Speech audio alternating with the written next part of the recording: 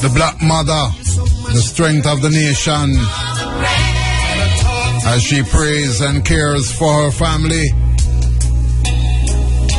Strengthen the woman them. Brethren, rise up.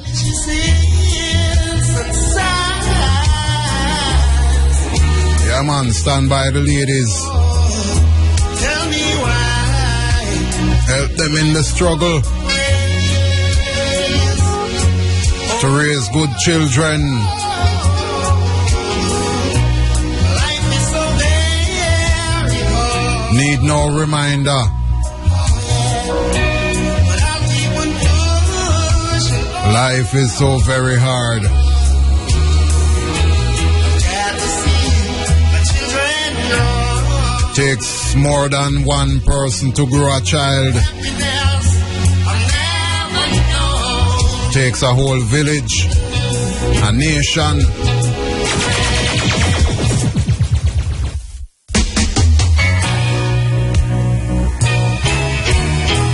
Yeah, man, we did have a next tune line up, but you don't know. We are going to close with this song again.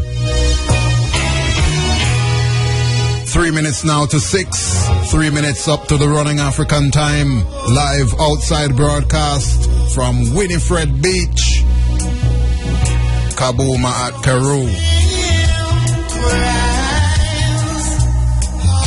Leading the fort.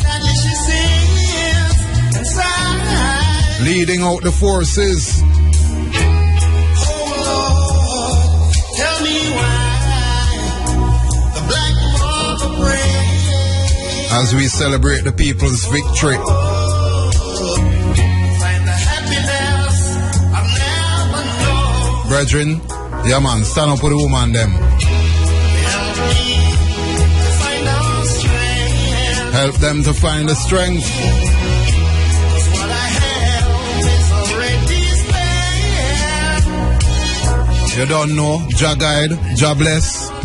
Peace out. It's another.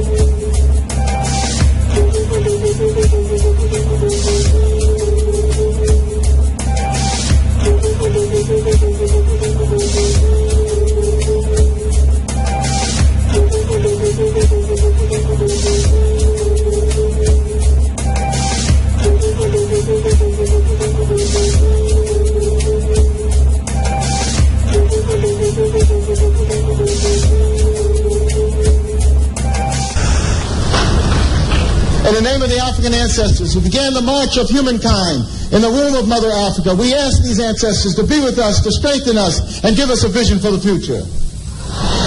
In the name of the African ancestors who began the march of humankind in the womb of Mother Africa and marched down the Nile, laying the foundations for human civilization and culture, we ask these Africans to be with us, to strengthen us, and give us a vision for the future. In the name of these African ancestors who built their pyramids and their temples to their God concepts, to their principles, and to their moral values, who left us a legacy of architectural and monumental building unparalleled in the history of the world, we ask these ancestors who built the pyramids, who built the temples, to be with us, to strengthen us, and give us a vision for the future.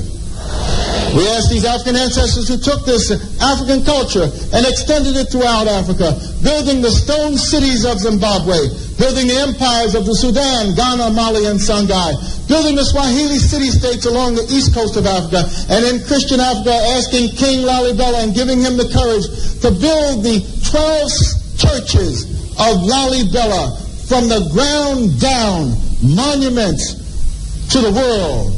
We ask these Africans who spread this culture to the Dogo and to the Akan and to the Yoruba and to the Bankongo and to the Nzulu. We ask these Africans to be with us, to strengthen us, and give us a vision for the future. In the name of the Africans who opened up Africa, opened up the Nile Valley to other cultures and other peoples, and they came in and nurtured themselves on the African greatness. First coming in early with the ancient Hebrews, and they synthesized this culture and produced Judaism. Later coming in with the Christians, and they synthesized this culture and produced Christianity.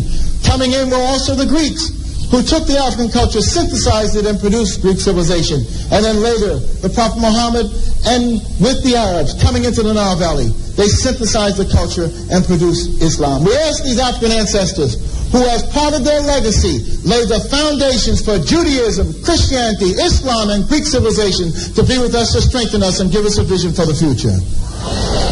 We ask those African ancestors pulled out of Africa, taken to the hells of North America, South America, the Caribbean, maintaining the spirit of African humanity in their hearts and in their minds, and who left us this enormous legacy of struggle.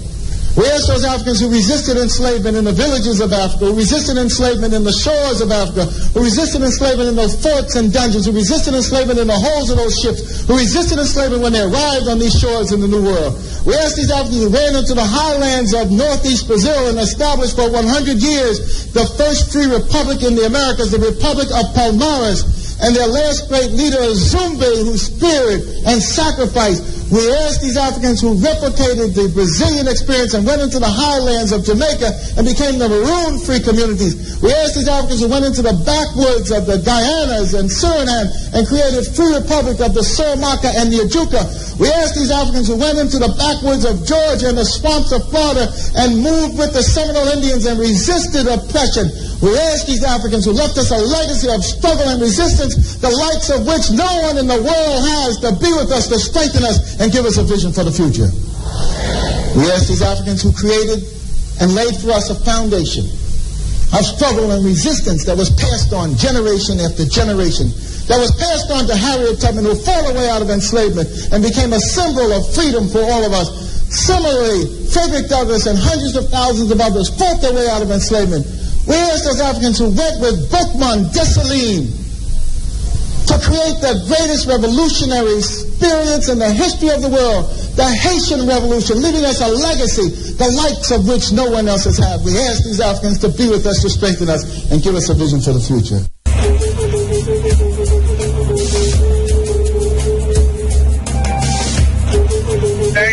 Good morning to you. Good morning, good morning, good morning.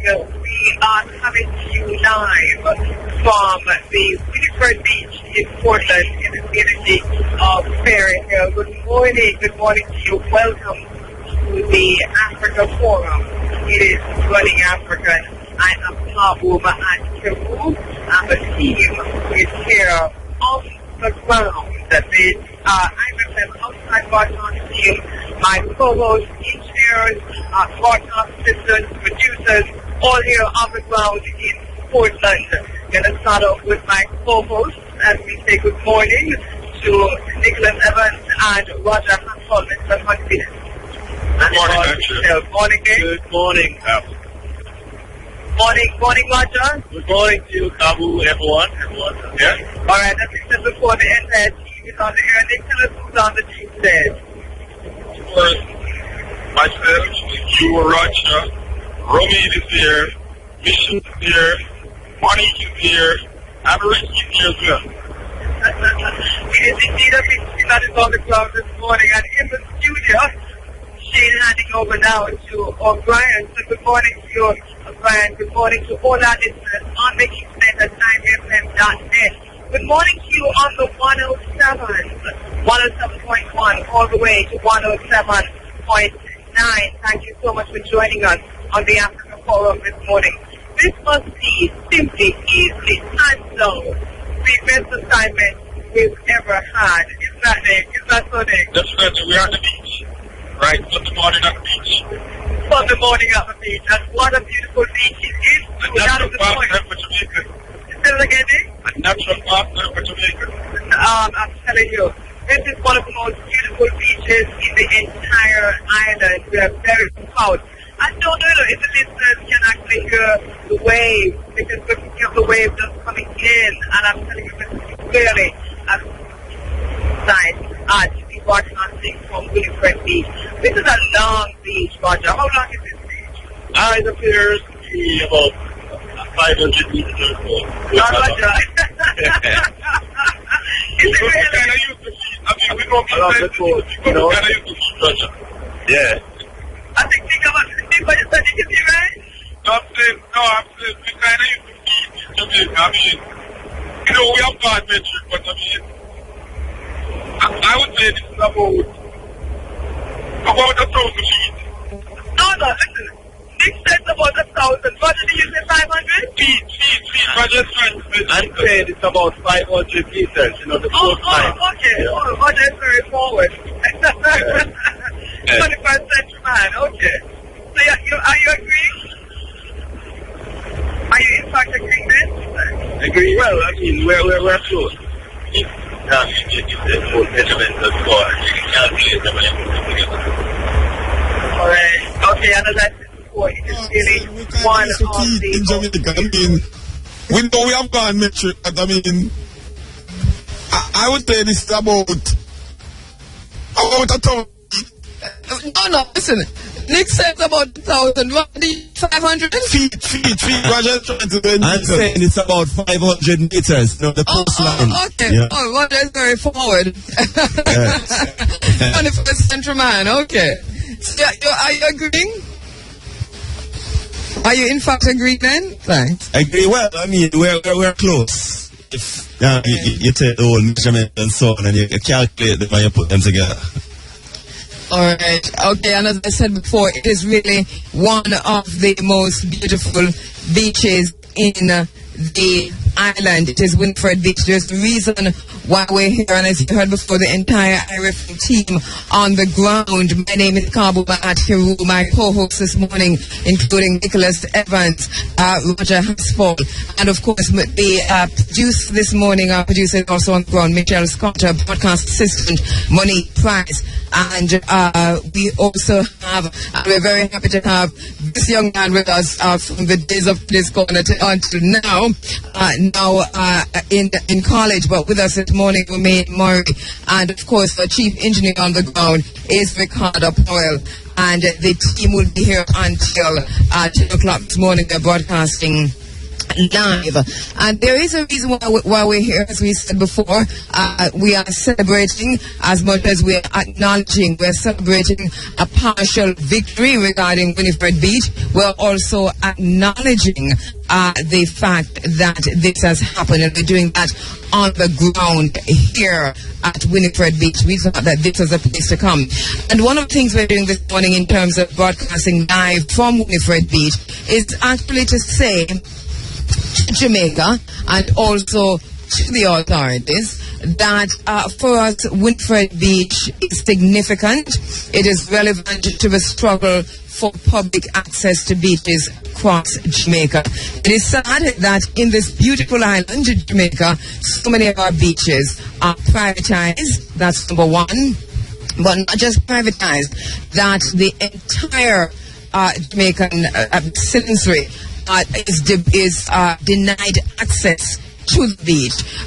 We noticed over the years, and Nick and Roger, you can bear me up on this, that as we walk across or drive across the length and breadth of Jamaica, one of the things that we notice more and more fences are going up, and more beaches are being privatized. I don't even know if they actually sold out, people just thieving them. I don't know. Definitely so, Angela. I mean, it's looking, when I came here on Thursday to look at this, I was just imagining, the rat race that would have been going on behind the scene to get a piece of this, because it's really a lovely beach, and everywhere you see somewhere looking like this, somebody, their dream is to put up a nice 10-story building and have foreigners come in and enjoy it, because probably they think things like these are too good for us, the natives of this land. And for me, you can't really get everything every time in terms of the authorities and in terms of those who manages places like this, because when you go across the island and then you see places like this become popular, that time is they're moving, and we have a problem with that, and this is a tremendous victory for the people of Jamaica. And that is right, Roger, for the people of Jamaica.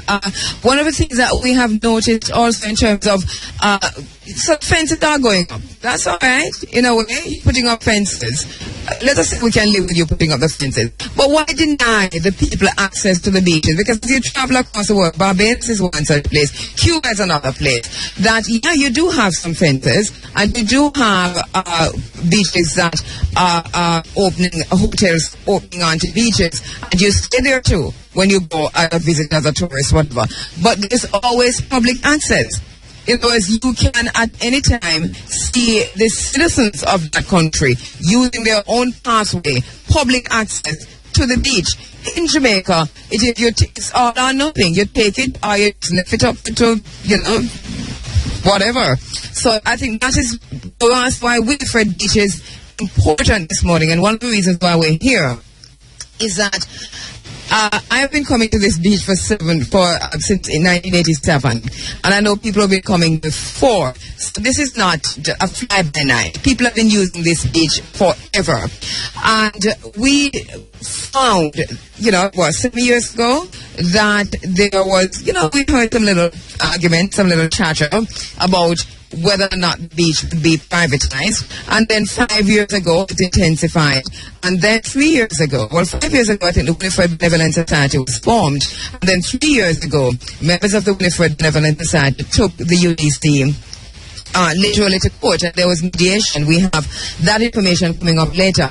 But it had to go through the legal channel for the government, and I'm saying government because the UDT is an agency of government, for the government to agree and to step back to allow public access to this beautiful beach that we're looking at. For me, this is a travesty that it had to go through the courts. I don't know what you're thinking is on that, Roger. Yes, in essence, I have to go to the court to prove that might can be right. Well, for me, Andrew, my real concern is I'm looking beyond the beach and just looking at how we are treated as Jamaican, and it's a wonder we act that way. It seems we are not being governed by aliens, or we don't employ foreigners to govern us. It's our own people, and yet we treat our own as if certain things are not good enough for them. You look at a beach like this, and it's just not good enough for the common man to use it. I mean, just the way we treat our people.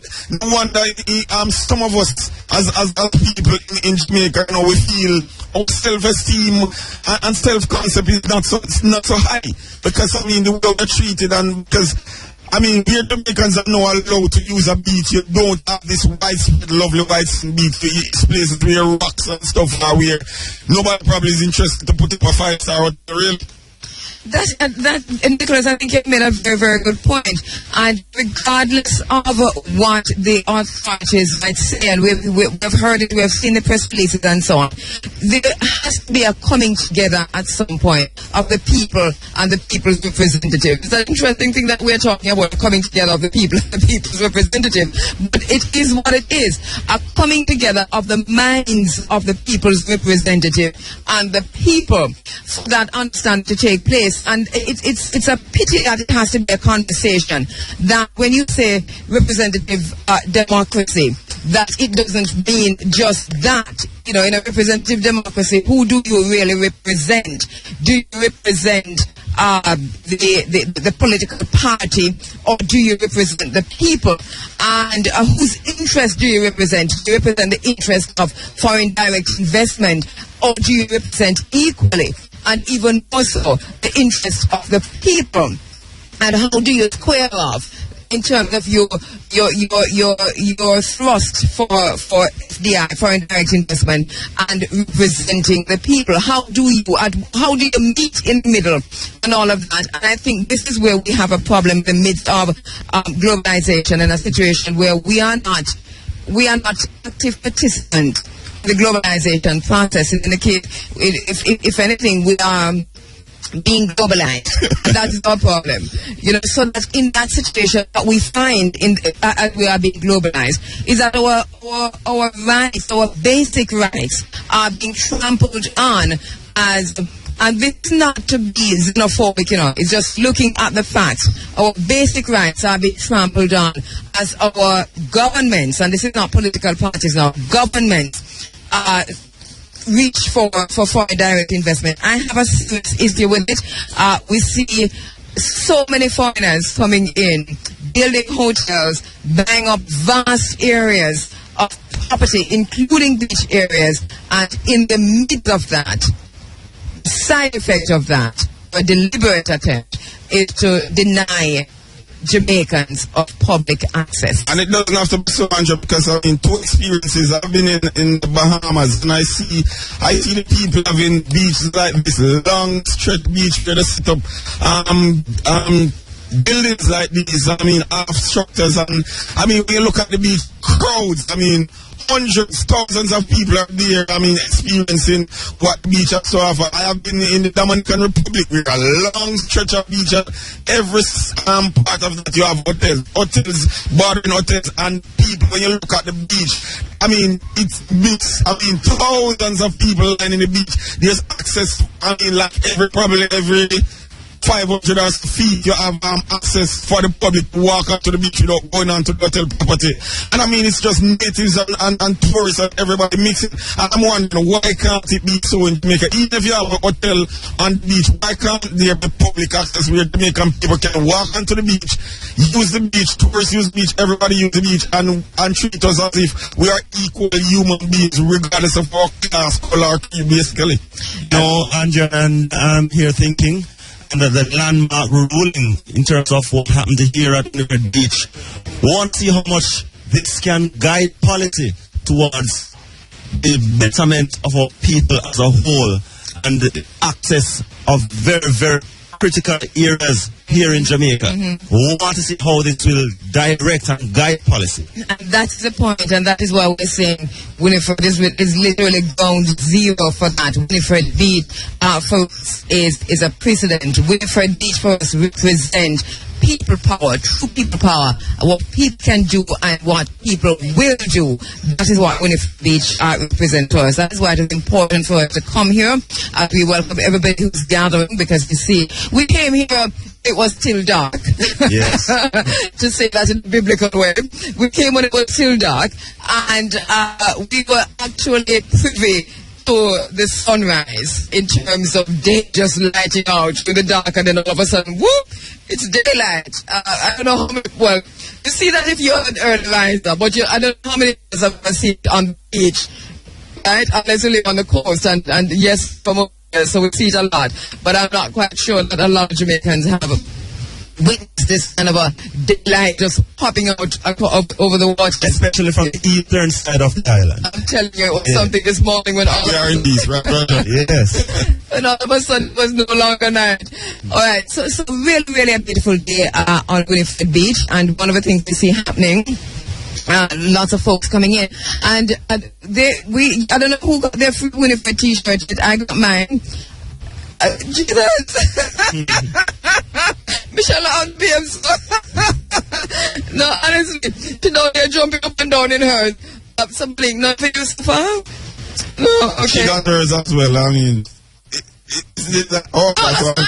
That's fine. And do me a favor, money. Please put that in the car, because I really don't want to take it, put it on the vehicle. I have to speak with Cynthia, because she told me about them last evening, so I don't understand why they haven't reached me. Well, Nick, I don't know, I can't talk for you. Maybe it's a high thing, because man can have a short, so we don't get any. Maybe our package comes at the end of the program. Alright, and there are some folks already who have gone into the water, and I kind of like what I think, because it's the adult going in with the younger one, and that looks good. Alright, so once again, we're actually broadcasting live from Winifred Beach. We're on the beach, we're watching the waves coming in, we're hearing the waves just lapping the shores, and as we said, wow, that gentleman on the red shirt who's just standing up and just meditating. I think he's probably looking all the way to the horizon, literally, with the sea kisses the sky. Did you notice? It is a really, really a beautiful morning on Winifred Beach. I'm going to be talking to a few other principals here on the ground, but in terms of describing, good morning to you, Ricky. Everything okay? Enjoy the beach. So we go to a lot of Ricky. I've felt this walk up and down. Make sure when I do it, the sound is good. Even though I didn't get Ricky Andrew, I didn't get the memo that probably should have brought out the family to enjoy the beach. Oh, you didn't get that memo, Ricky? That you should have brought out the family to the beach? Nobody told you to have brought family? Oh, God bless you too. Alright, anyway, so Ricky's walking on the beach. And this is what this broadcast is this morning. Just one of those mornings where if you're on the beach, you're going to have to do beach things. Alright, So in terms of just saying, and I heard you mention it before, Nick, and I know you're not very good at describing things, what pertains on the beach. Because when you talk about beach, people think just the sand and the sea. But you have that area, but there's also another area where we're standing now, beyond that, which is a park kind of situation. And when I saw it first, I was so proud in the fact that Jamaican people, a group of people, community people got together and created this park. No government, no Mr. Big, so to speak, and it's a lovely park. I'm looking at it and I'm seeing potential beyond my wildest dreams, true potential which involves Jamaican people and visitors mixing, eating, mingling, using beach. I mean, it's something, it's really a beautiful sight to behold. The shops, the facilities, and then the lovely beach. It's clean, nicely put together in terms of landscaping, the almond trees, the coconut trees. I mean, trust me, it's real. Jamaicans out there, something worth seeing, and we'll be here until 10 and beyond. So you can come up down here and join us and see first and for yourself. It's like probably an hour and a half from Otorius. So if you're in Otorius or anywhere near there, you can reach here this morning and be a part of the experience. See, one of the things also that is quite evident is as you know, Jamaica is a part of an archipelago of islands, and I mean, to see a couple of islands out in the sea off the coast, it shows. Yeah, but you have an island over there. There's an island up there. There's a rock. Why I just name them to you? I can't put the name them yet. What them name, Roger? We need that one, Kheru. Kheru Island. That one looking like the wheel. Kheru Island. Yes. Then they have concrete island out there, so, You don't believe it, the name in the box in the sea, that one over there is Kheru Island. Yes. Right, so Kheru Island is over there. Yeah, you have concrete island over there, so. Yes, but I mean, I can just imagine that. I mean, from where our vision is, coming into Port and coming into Portland, you see a lot of them, and I mean, it is quite evident here as well along the coast, and that's also add to the beauty and the aesthetic of the place. It really is, and we talk about that normally you say you're on the beach, you're literally on the beach. You go to the beach and you're immediately on the beach. And for Winifred Beach, there's also a park area, and we're going to talk a lot about that to the people who are actually here on the beach. Also, there are lots and lots before you get. All right, so you have the beach, right? The sea, the sand, then another little area. Which is not so little, but it's a lot of trees. And if you all around there are almond trees. These are almond trees, right? Yeah. These are like some really big almond trees. Yep. And there are many, many, many of them. A lot of them bigger as well. Yes. Yeah. So That's not breakfast time, isn't it? No. No, but just think about it. These are ancient almond trees, a whole lot of them. And in between that, you have a coconut tree, and if you're standing facing the sea and you're looking to your left, you're actually looking at, kind of a forested area. Mm-hmm. And if you're looking to your right, you're seeing the curvature of Kheru Island.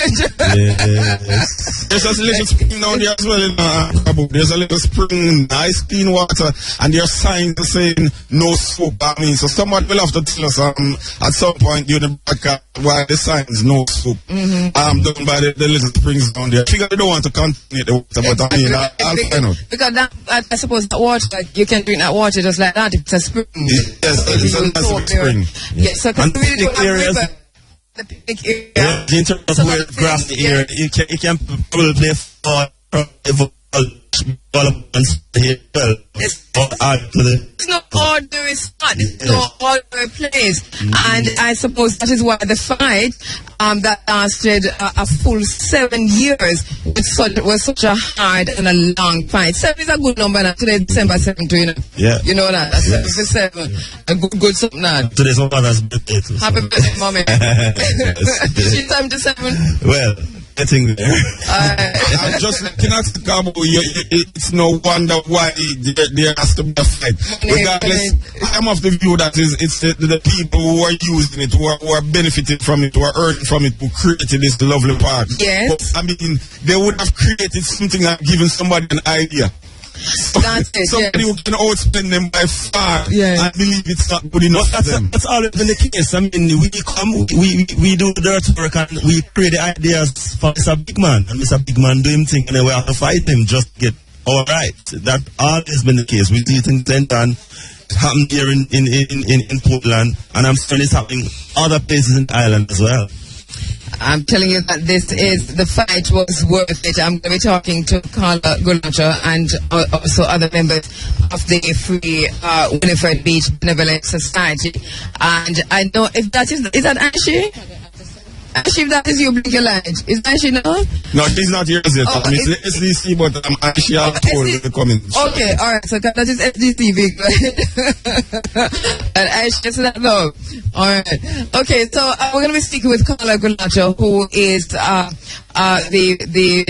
president, I think, of the Free Winifred Beach Benevolent Society. Before we do that, though, we take a quick break. I will be right back with much more inside of the Africa Forum from Winifred Beach.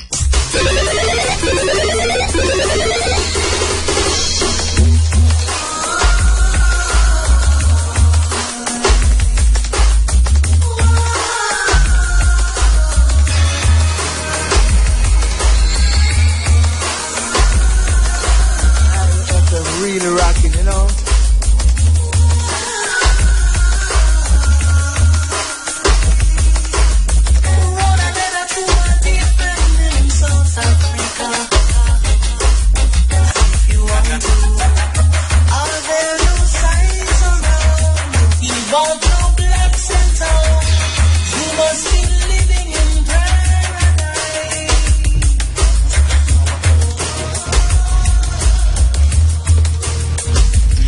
We're back with you live. We're back with you live from Winifred Beach. We're back with you live from Winifred Beach in Portland. In the community of Fairy Hill. It's a beautiful day in Portland. Thank you very much, Brian. Thank you very much, Brian. If you pull it down a bit for me, Brian, thank you. All right, thank you very much. Thank you very much, Brian. All right, so yes, we can swim on this beach and in this sea if we want to, right here on Winifred Beach as we come to you live from Winifred Beach in Portland. I'm really, really happy to see people just streaming in, coming in, because it is it's a little walk for the people who are walking in. It's a little walk from the entrance for those persons who are driving in. Roger, you had it firsthand. Yes. It's a little bit roughish. Yes. It's rough. The road is not so good. It's not. Not what you find on the highway. Come on, it's a shortcut, huh? Don't nobody go tell about the shortcut. That's a walking path. Yes. Yes. All right. Okay. There's the people coming in through the walking path. Yes. So, Roger, so your experience, because your car is bit older than mine. Yes. Yeah. So it's rough. Eh? Yes, it's rough, but I mean, once you're determined to reach where you want to go, you get there, and I had no problems in the end coming down. Yeah, and then if you just take your time. Yeah, man, you just need to take your time and you're good. Yeah. You don't drive like you're. I'm trying to, highway. Yes. Yeah. All right. So we're going to be talking to Carla Golato. Carla Golato, of course, from the Free Winifred Beach Benevolent Society, and she's going to give us an insight into the fight here. And we talked about all these structures on the beach, restaurants where you can get all kinds of stuff. I'm looking now at folks who are coming in. I got shrimp soup last night. Really? Yes. Down here? Down here. Right down that blue shop there. Yeah, keep it to yourself. DJs and Sons. What it says? DS and Sons. All right. Something like that. And we know that Cynthia's establishment is just under the palm trees to my left as you're coming. The beach friend is right here in front of me. What are beach beds, by the way? We'll find out. We'll talk to the person who owns that shop. But there are structures at the beach, and a few things that happen here. It looks it's not just a cooking nick, because there's one for beach bed friend. Definitely. All right. We're going to be talking to Carla, and Carla is right behind you there, Nick. I'm going to be walking across to her, and also hopefully we can go into the area where Cynthia is. But in the meantime, though, Carla, wow, how many years have we been talking about this beach, and here we are together on the beach?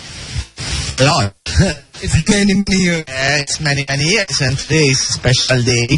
Finally, the FM decided to come down. We are very happy about it, and as you can see, even if it's 6:30 in the morning, a lot of people are coming down because they know that you are here.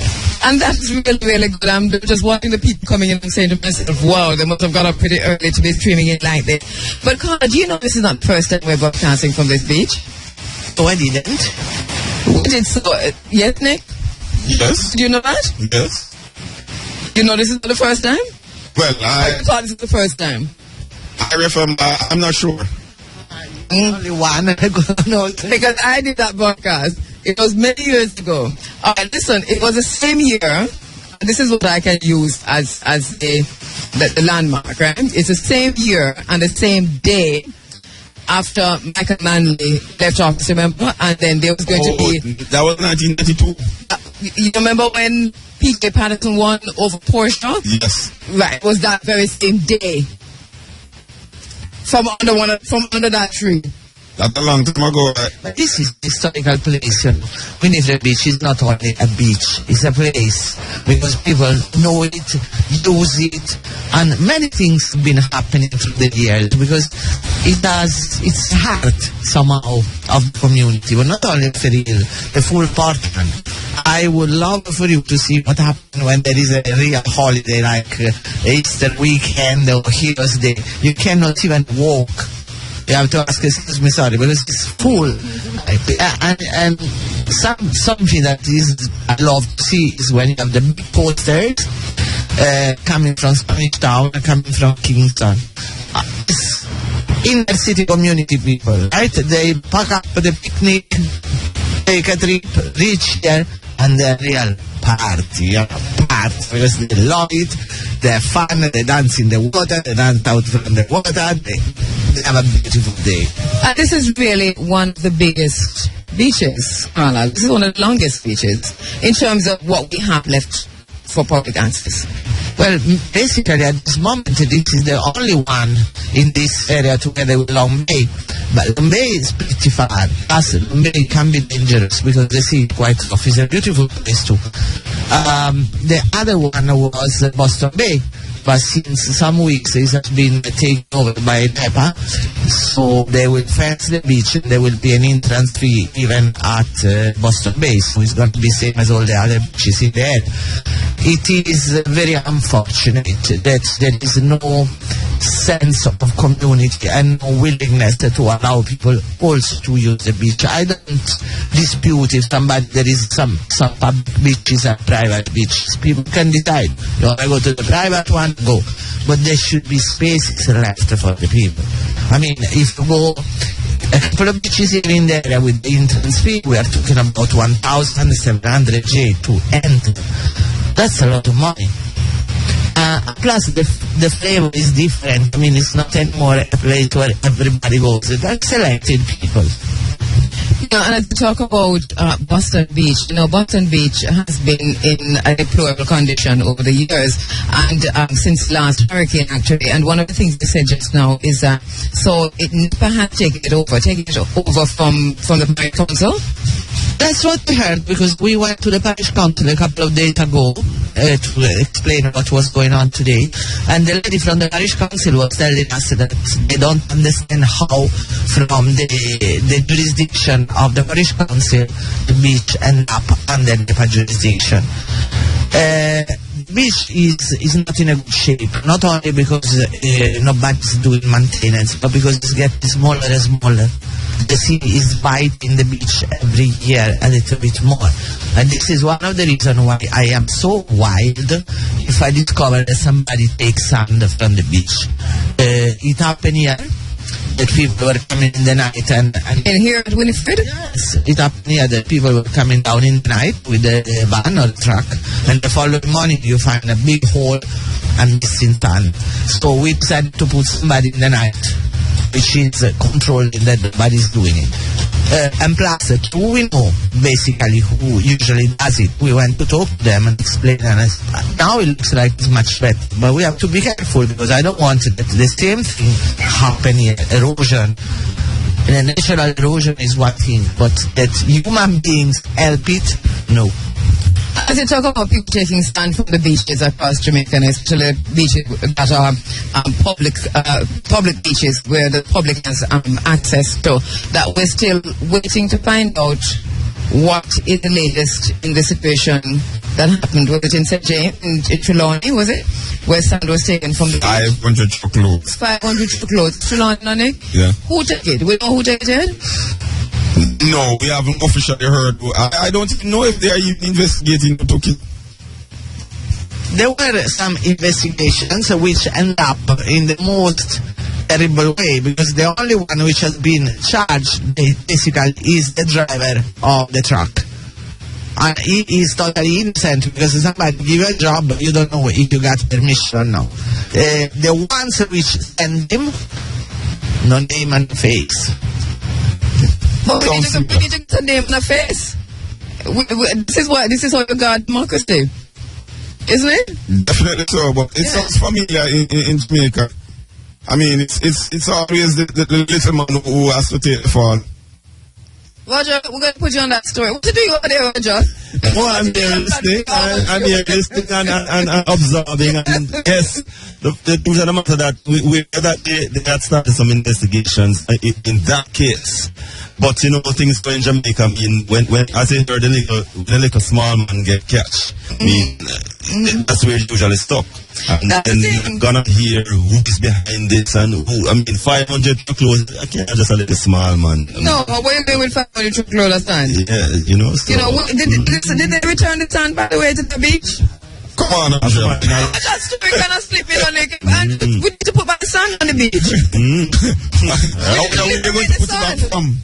They found out it's who? It's who? Oh, okay. We producer so they can't call the name on the air. I wonder why we can't call the name on the air. They found out who is who. Democracy? It might be a multi-million-dollar lawsuit. This is how you got democracy. I mean, you can't call it name. Until you're sure it might be a multi-million-dollar lawsuit. But you know, based on how we're here, so we might very well know it too, but you know things in Jamaica. No, Roger, I don't hear it going on. No, I mean, maybe not me and you, but maybe it might be well known as who. Well, I'm going to ask for yourself a brand on one piece of paper and give me. Anyway, but I heard Carla saying just now that this was happening also here at Winifred Beach. Was it a shocker to me because I didn't know that, Carla? Well, it happens because, by the way, there are some areas like Blue Lagoon where there was no beach, and suddenly somebody at the beach, white sand beach.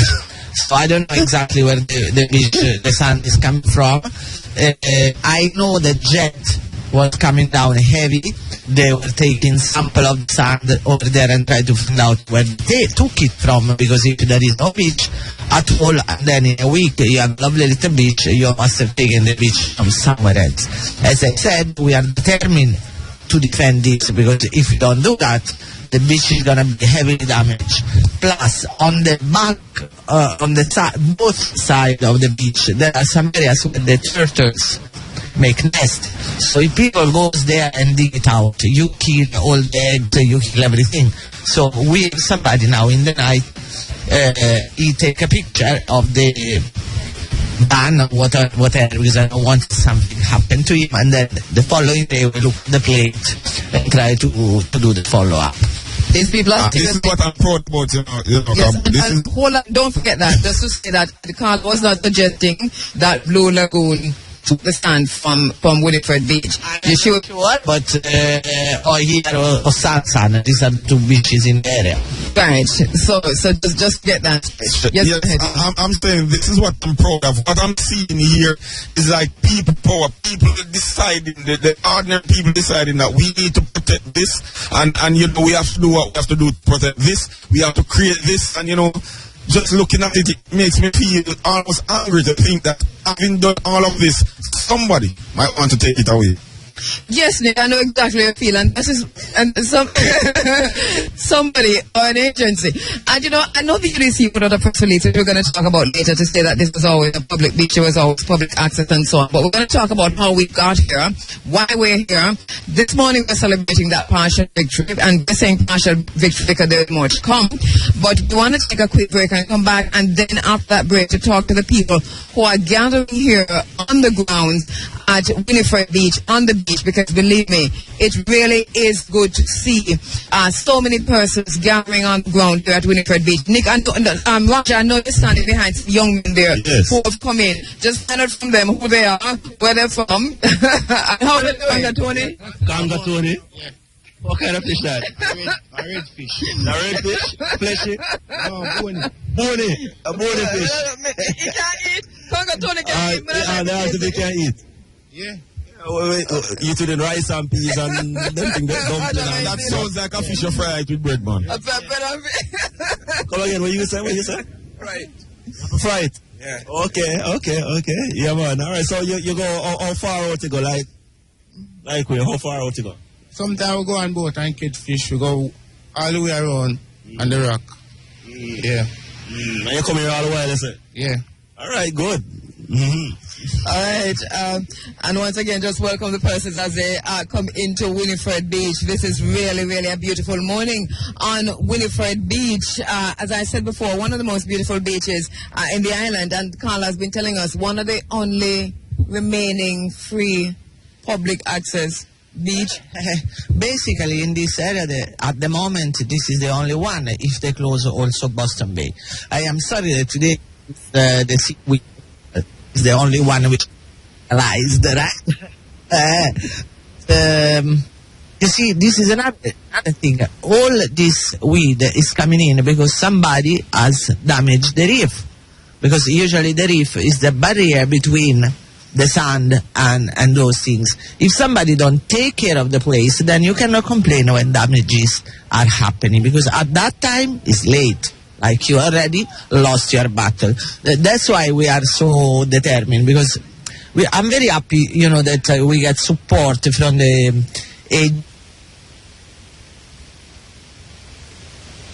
I am there is seaweed.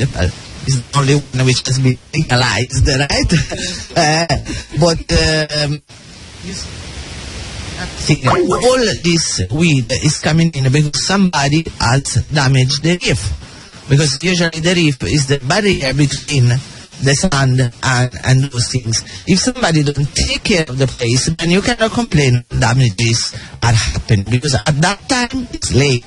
Like you already lost your battle. That's why we are so determined. Because I'm very happy, that we get support from the agency which are environmental ones, because they are teaching us. They come every 6-7 months, we do workshops, we try to learn what to do, what not to do, for example, burning garbage, all this kind of stuff. And they have also said that they're going to be complying with the order of ensuring that this is the easement, the title is on the, what is the title on the easement? Or the easement is on the title, it's which one? The easement is on the title. At this point, we need to be serious. Yeah, it's a beautiful morning, but I'm very upset because I have seen the press release. The press release states 2-3 things which I do not like. First one, there is written that it is 4 years that they have been somewhere on the beach. We didn't see anything at all. So, you play your game, I play my game. Don't tell lies. I am not coming here and pretend that we have beautiful bathrooms because we fix them. We are trying. But I don't want to tell lies, okay? So don't tell me. Please don't do that. That is 4 years that you are making sacrifice to keep the beach going. It's not true. Second thing, in the story of it has been a public beach and it will be a public beach. May I remember that all the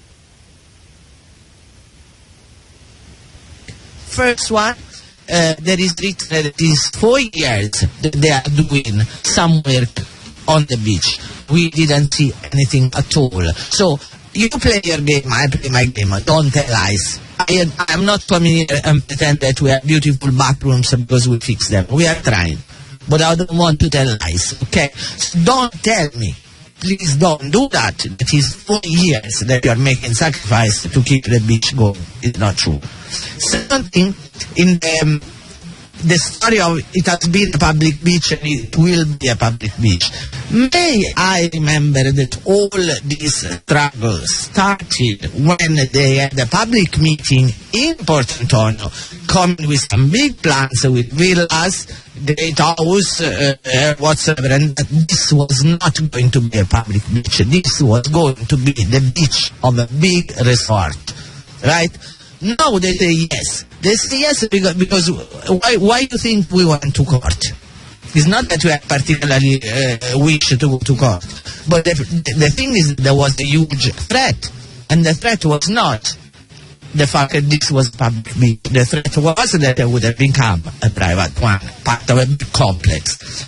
So, second line. Third, we are going to develop the beach. That's what they write. And we, the people which have been maintaining the beach for 30 years, we don't have any value.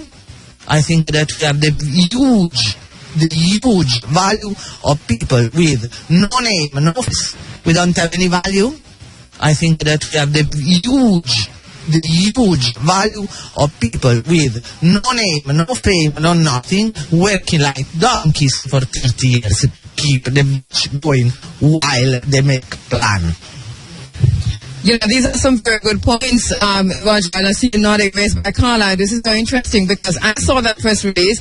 I had similar concerns, and I'm quite sure that these will have to be the benevolent society, the trustees, like ourselves, will have to ensure. I hear you talk about no name, no face, but we must give names, and we must give faces, and we must call everybody name who here. And have gone through the court cases, you've gone through the legal channels, and have come this far. When UDC says we're going to be developing the beach, what does that development look like? What will that development look like? And does it mean that the original plan is somehow being considered to be pushed in onto what we have existing here? And how does that square with the court ruling? To me, it means that no lesson has been learned, because when somebody says, I do this, I do that, that means it basically totally ignores who is on the spot and who has been fighting and struggling. I mean, I love to smile, but this makes me really angry, right? Second thing, we had some attempt to do a mediation, which could have been a good idea. We went to mediation, sit there for a long time, like 6, 7, 8 hours. And then we were reaching at the last session a possible agreement, which was, let's build coalition of local entities like ourselves, like the health department, like PEPA, which is the local environmental agency, like Fedil community, like the parish council, and UDIS. And all together, let's draft the project for Winifred. Not too bad. We could manage to work all together, and it's nice the idea that to have a teamwork. When we received the final document, which was the result of the mediation, the committee became consultative.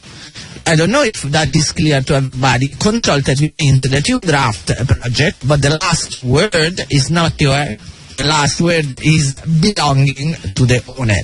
So, true, I am very down to earth. I know that if I plan something and maybe I spend time and maybe I struggle with my team or other agencies to say X, and then the owner say, no, you know what? It's not X, it's Y.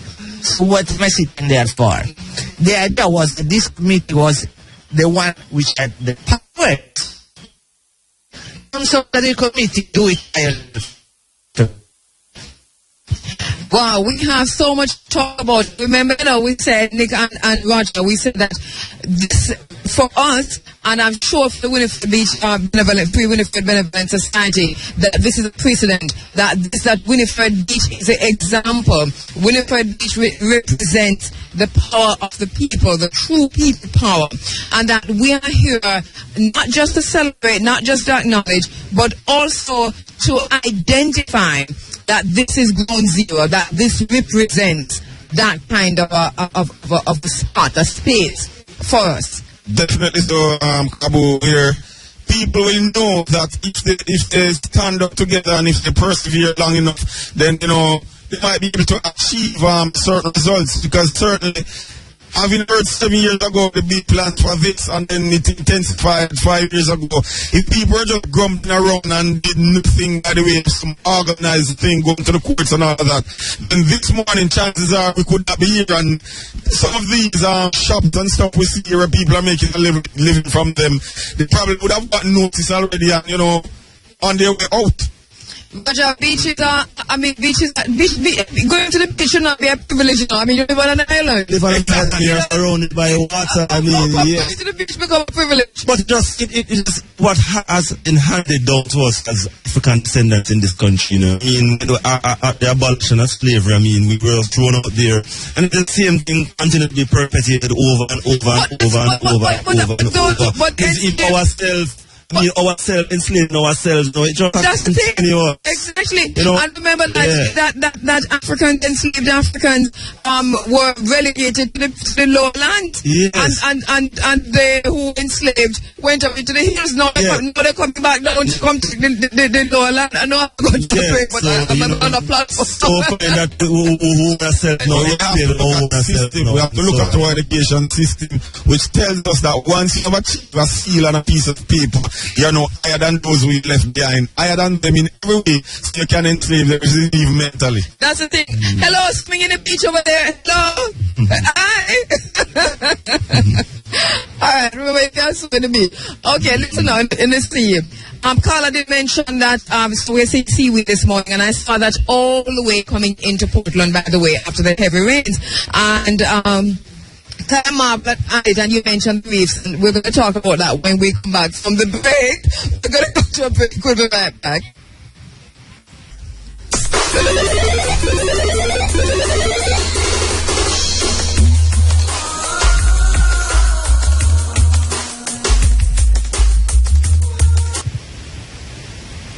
We're coming to you live from the Winifred Beach in Portland. It's the community of Ferry Hill. Last time I was thinking about Ferry Hill and wondered why this place was called Ferry Hill. And I don't know if you know, Carla, why it's called Ferry Hill. But I thought of the Scottish and the Irish and the ideas of ferries, which is not so much our thing, but actually came out of our own thing. And then I said, but this must be the spot. This must be the place where, if you want to do the future travel and the travel in the past, this is the hill.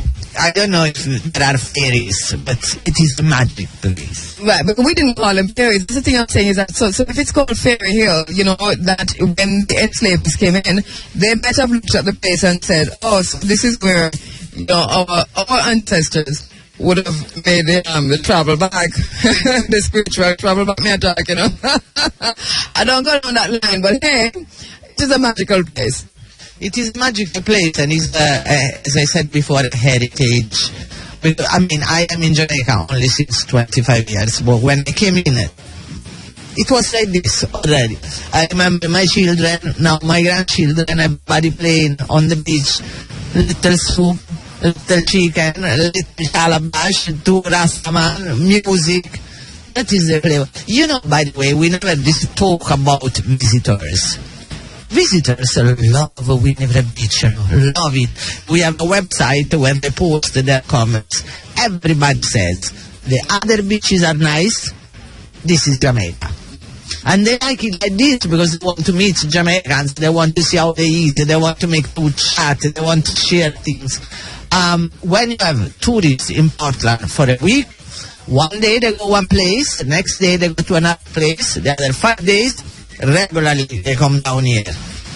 And one thing to know that the celebrities and everybody come to this beach. We are unique and okay. All right, see you with some folks, Roger. Go right ahead. Yes, I have a little youngster here. She's going to tell me a little about what you were asking her about the beach beds. Beach bed for oh, she went in the beach bed. Yeah, she can't. No. Oh, God, she She can't tell me a little bit about it. Good morning, what's your name?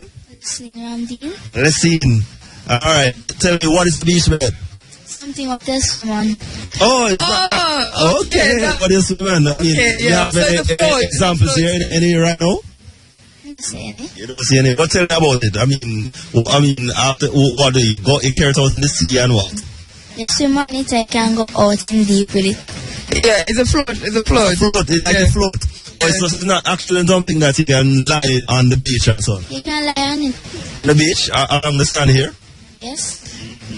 That's what I know them and then colorful. Yes, but I didn't realize it was that. I didn't realize it was that. So, I mean, what do you use to make them? Then blow up it, and then I go in the water with it.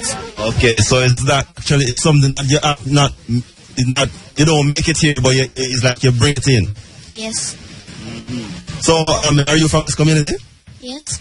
Yeah. Yes. And what school you go? Fair Prospect High. Okay. Youngster. And she has some other people there. Yes, good morning. Good morning to you. Good morning. Good morning. Yeah, you're from this area? Yes, I'm living in Exile. Yeah, born, bred, and belong to St. Thomas. But across the border? Yes. How long have you been coming here? I'm coming here over 15, 20 years. Tell me about it. Coming here, what's it like over the years? Beach is wonderful, but sometimes it's up and down. UDC want to take it away and all that thing, so we're grateful this morning. Grateful that the victory has been acclaimed. We won the victory. Yeah, we won the victory. All right, let me start with this. Good morning. From this area, yes. Ferry Hill. Ferry Hill. From birth? Yes, not from birth, but from Ferry Hill. Yeah. Just check what been on this morning. How often you come here? Often. Often, you help the swim or what? Swim. Care the kids and family and so on. This is my daughter. Yes, okay. Yeah. Okay, so the daughter telling you about the beach bed. Yeah. My name is Dawn. Okay, Dawn. Okay, her name is Dawn. I have a lady here. Good morning. Good morning. You also from this area? Yes, born and grow. Zion. My name is Daisy.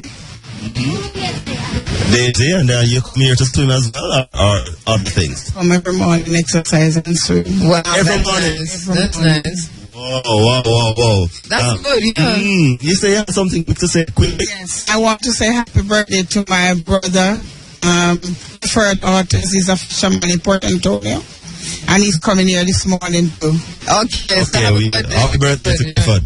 Yes. All right, and just welcome to all the persons, all the folks who are gathering on the beach here this morning because, wow, nice morning in Portland, lovely morning in Portland. We're looking out the horizon where the sky kisses the sea, and it is beautiful, really, really beautiful. We're on the Winifred Beach, and as we said before, not just a beach, but beach, it's a beach park situation happening here. Greetings, brother. They can't come up me and kiss me and me got an interview, but you're not honor.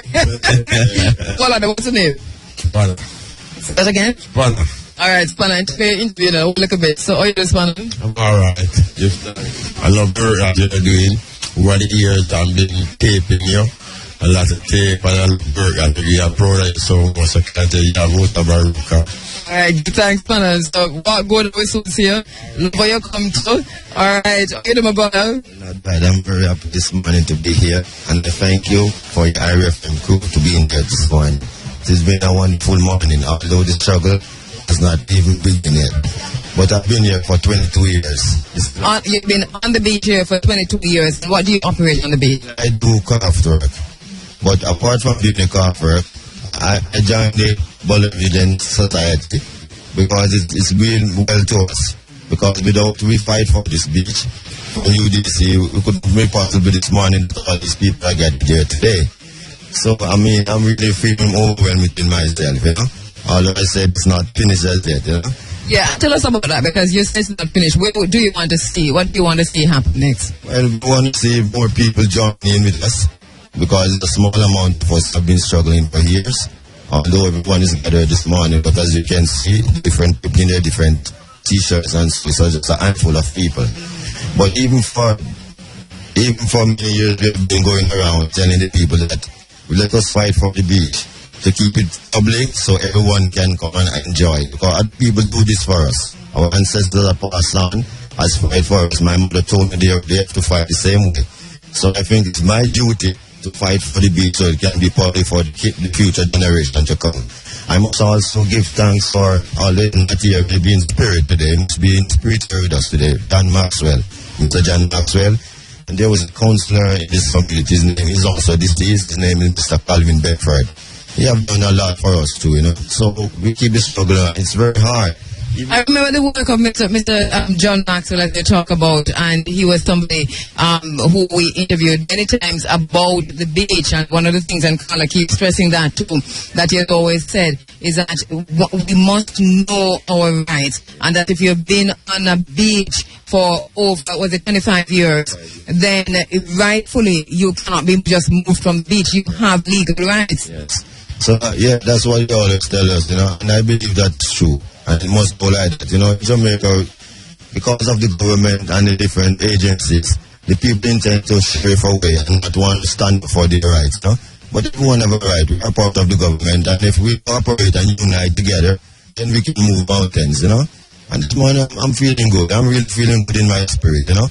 As I listen on the radio a lot of times, there are other people in Jamaica that have the same struggle. And I hope this morning they can unite with each other and form a body. Because without a body, you cannot do it. One person cannot do it, or two persons. You have to have a body of people. Then the people in authority will listen to you.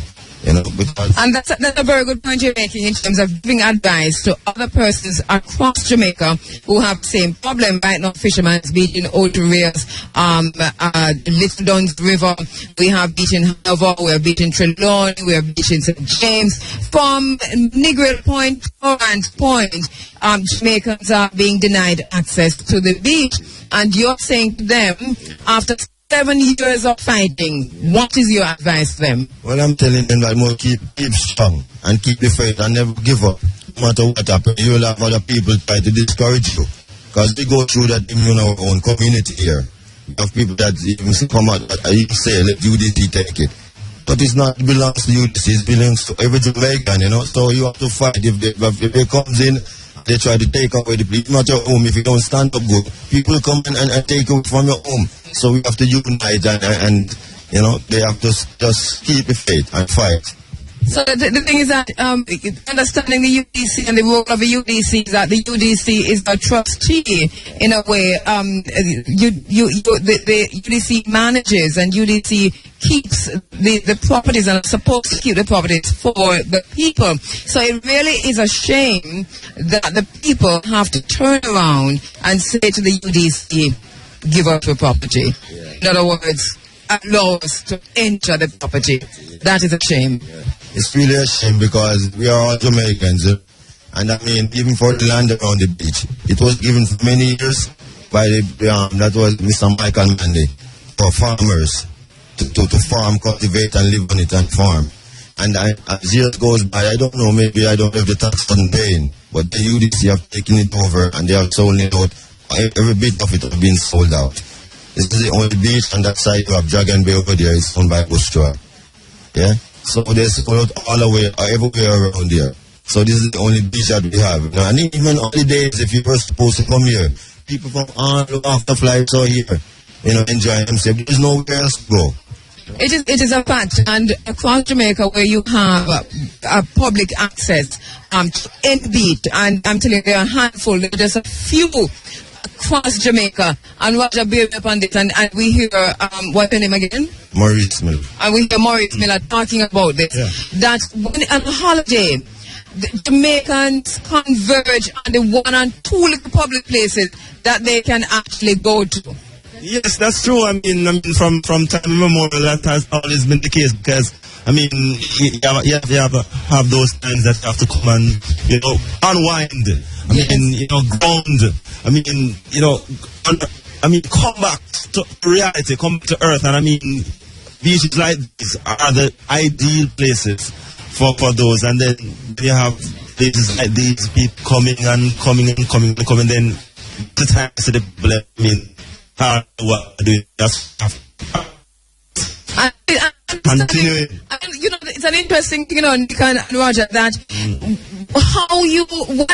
a beach like this, which has so many trees, which is nestled in the woodland, down in the forest, and just below the mountain and all of that, is that when you come here, you can't help but be calm. That's the situation, And in a country where people are so stressed out, where there's so much crime and violence, where people are just so angry with each other, that when you come into a space like this, where the water just lapping against the sand, and just nice, like you can put it to bed. Don't you remember? Don't you? Mr. Yalpa, not true. Yeah, just nice and the wave and the sound and the wave and thing. And you look to, you look to your right and you see the mountain, and you look to your left and you see the forest, and you look in front of you and it's just the ocean. That alone relaxes you and it makes a difference in your behavior, doesn't it? Definitely. And as we say, these are the only places we can come and really get back to ourselves. I mean, as people and so. Yeah, I meditate enough. Of course, you can. Meditate all the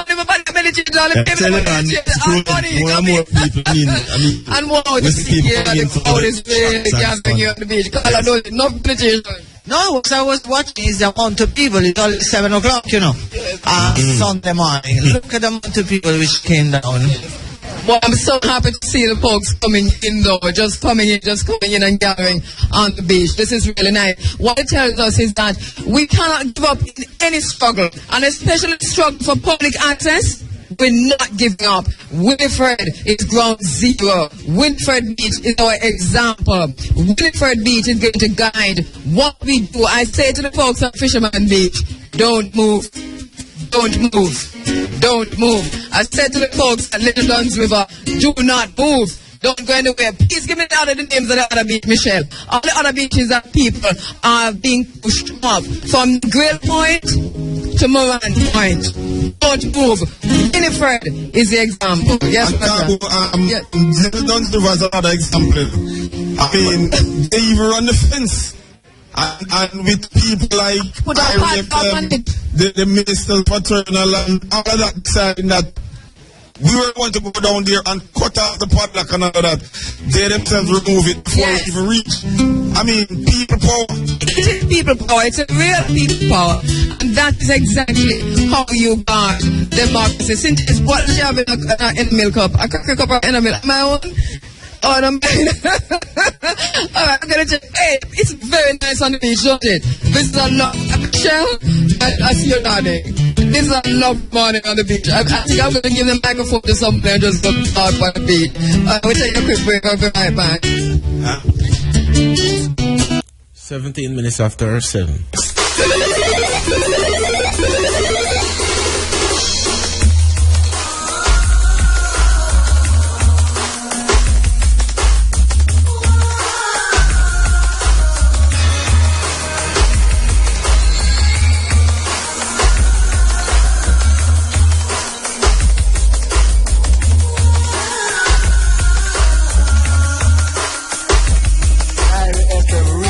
You know?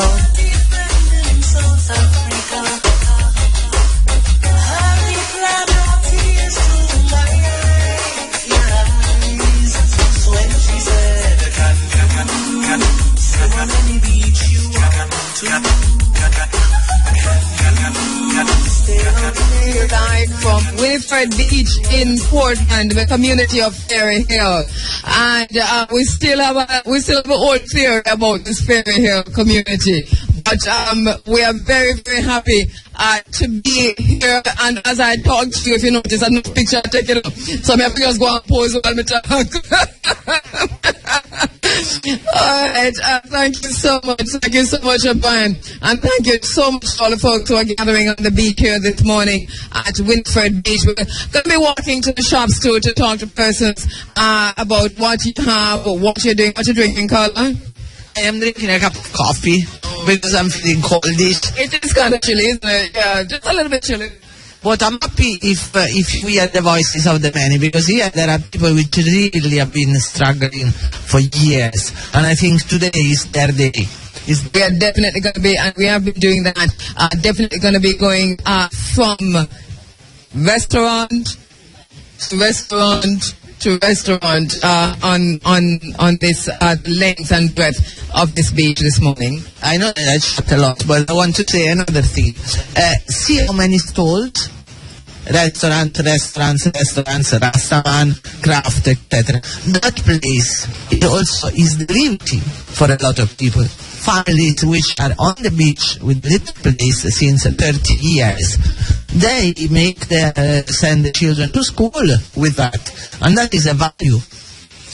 All right. Angela? Yes, Craig?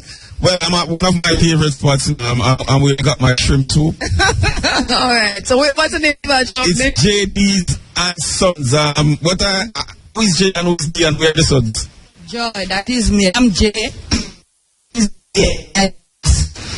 Oh, so it's Joy, her husband, and her son. Joy, Derek and Son. Yes. Tell us, how long now you've been on Winfred Beach? 12 years.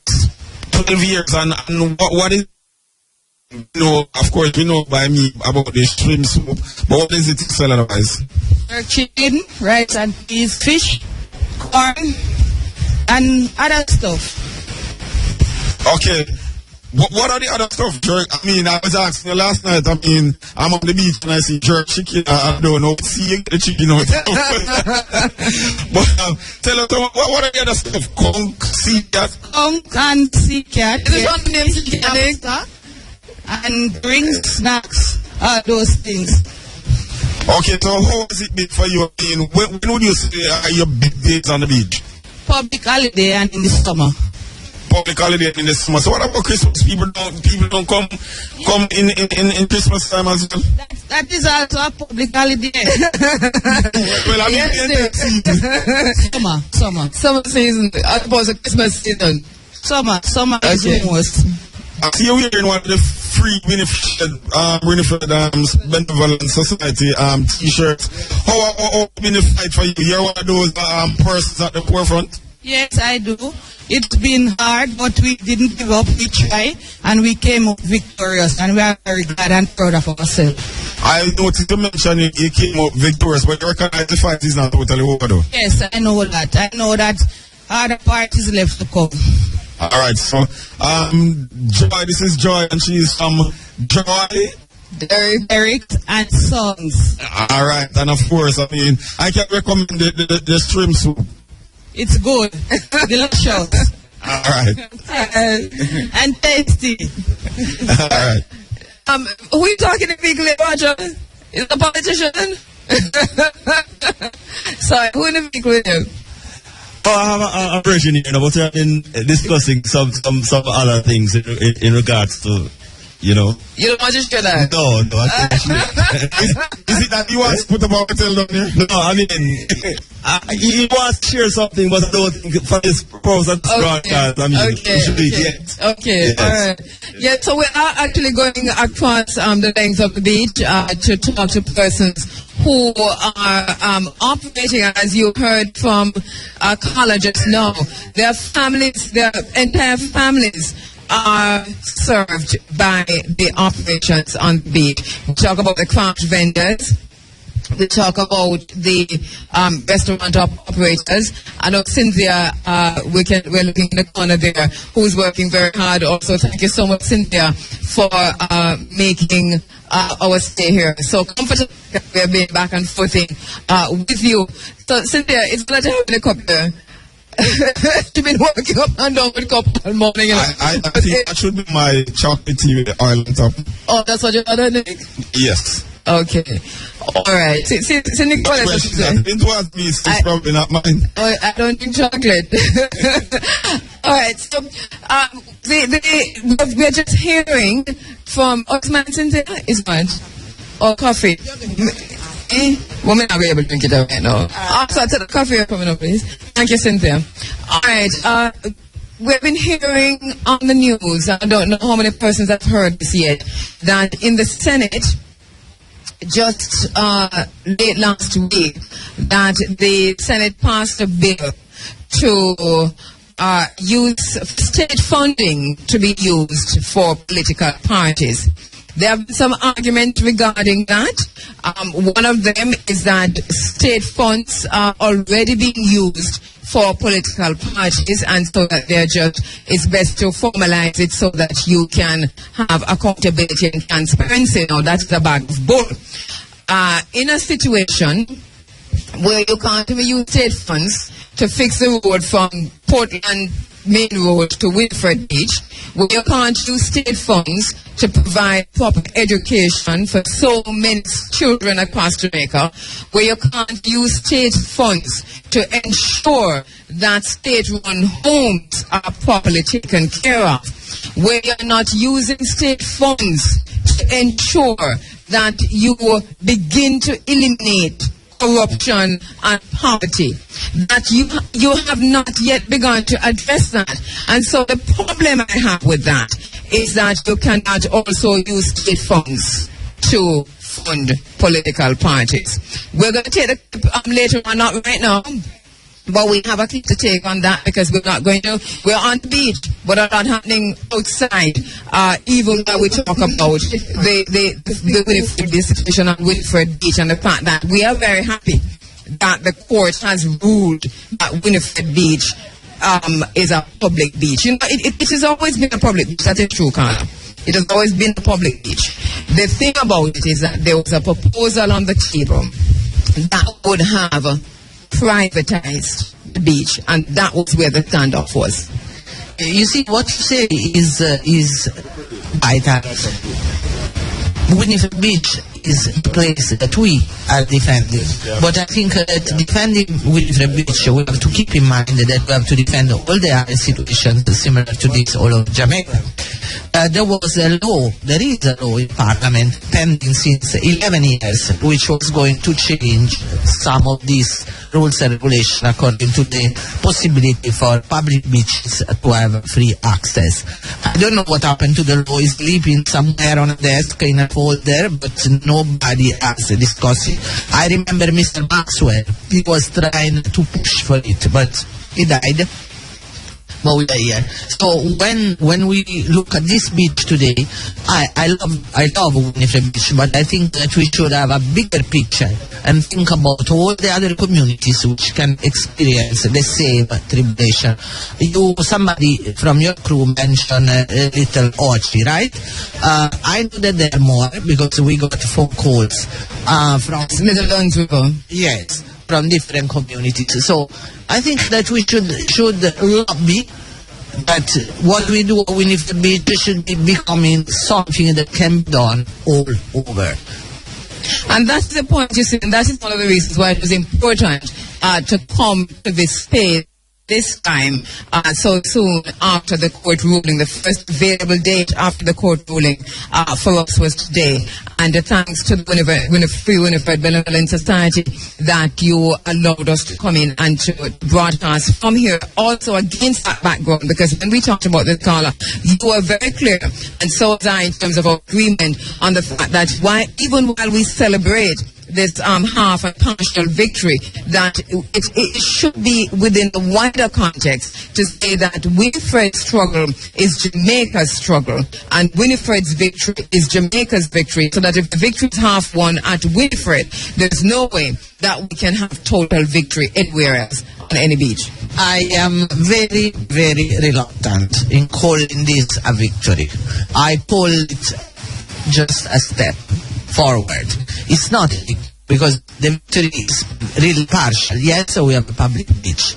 We don't have any surety about what's going to happen to the ones which are struggling to for victory is a free place. So that is the next round of tribulations. We are ready to go through them, but I don't want to have any illusions like, we have a public beach, but UDC in the press release that you were showing yesterday is saying that they are going to develop a beach. No mention of locals. So what's going to happen next?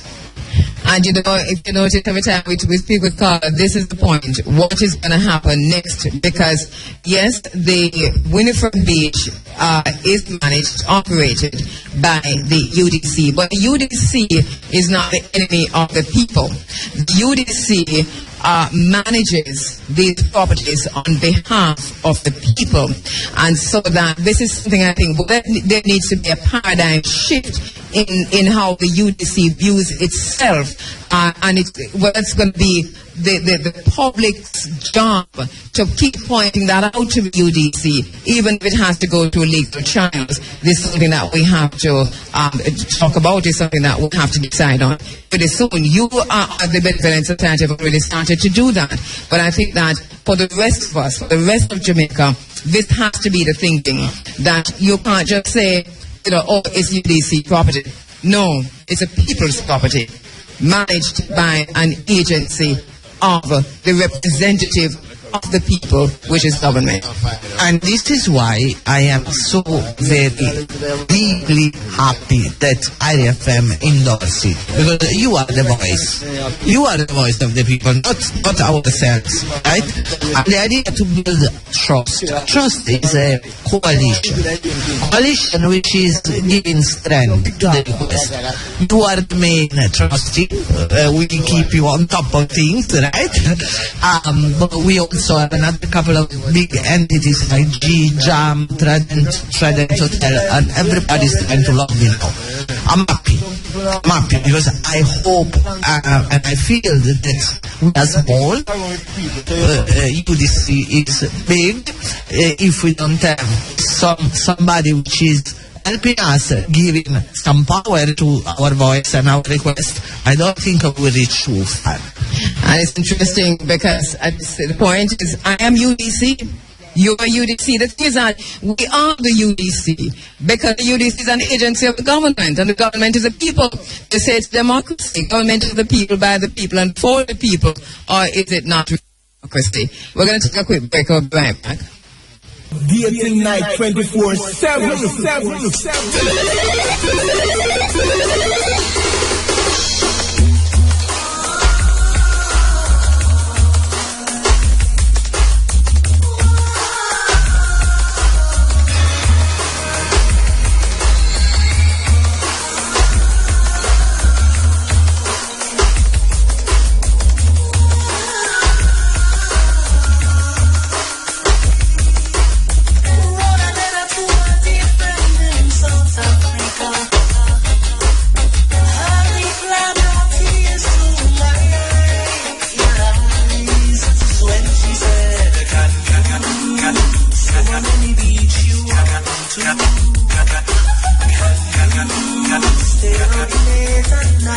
Winifred Beach. We're live in Winifred Beach, coming to you live in the aftermath of the court ruling that Winifred Beach has been and should remain a public beach in terms of giving public access to the people of Jamaica.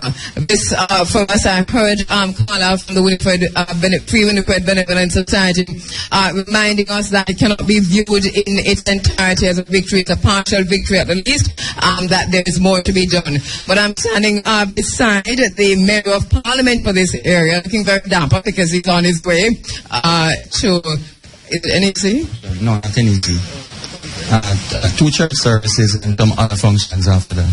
Wow, you're very, very busy. Full day. Full day. So Dr. Bloomfield, Member of Parliament for this area in which Ferry Hill falls, and also Winifred Beach. Dr. Bloomfield, how long have you been coming to Winifred Beach?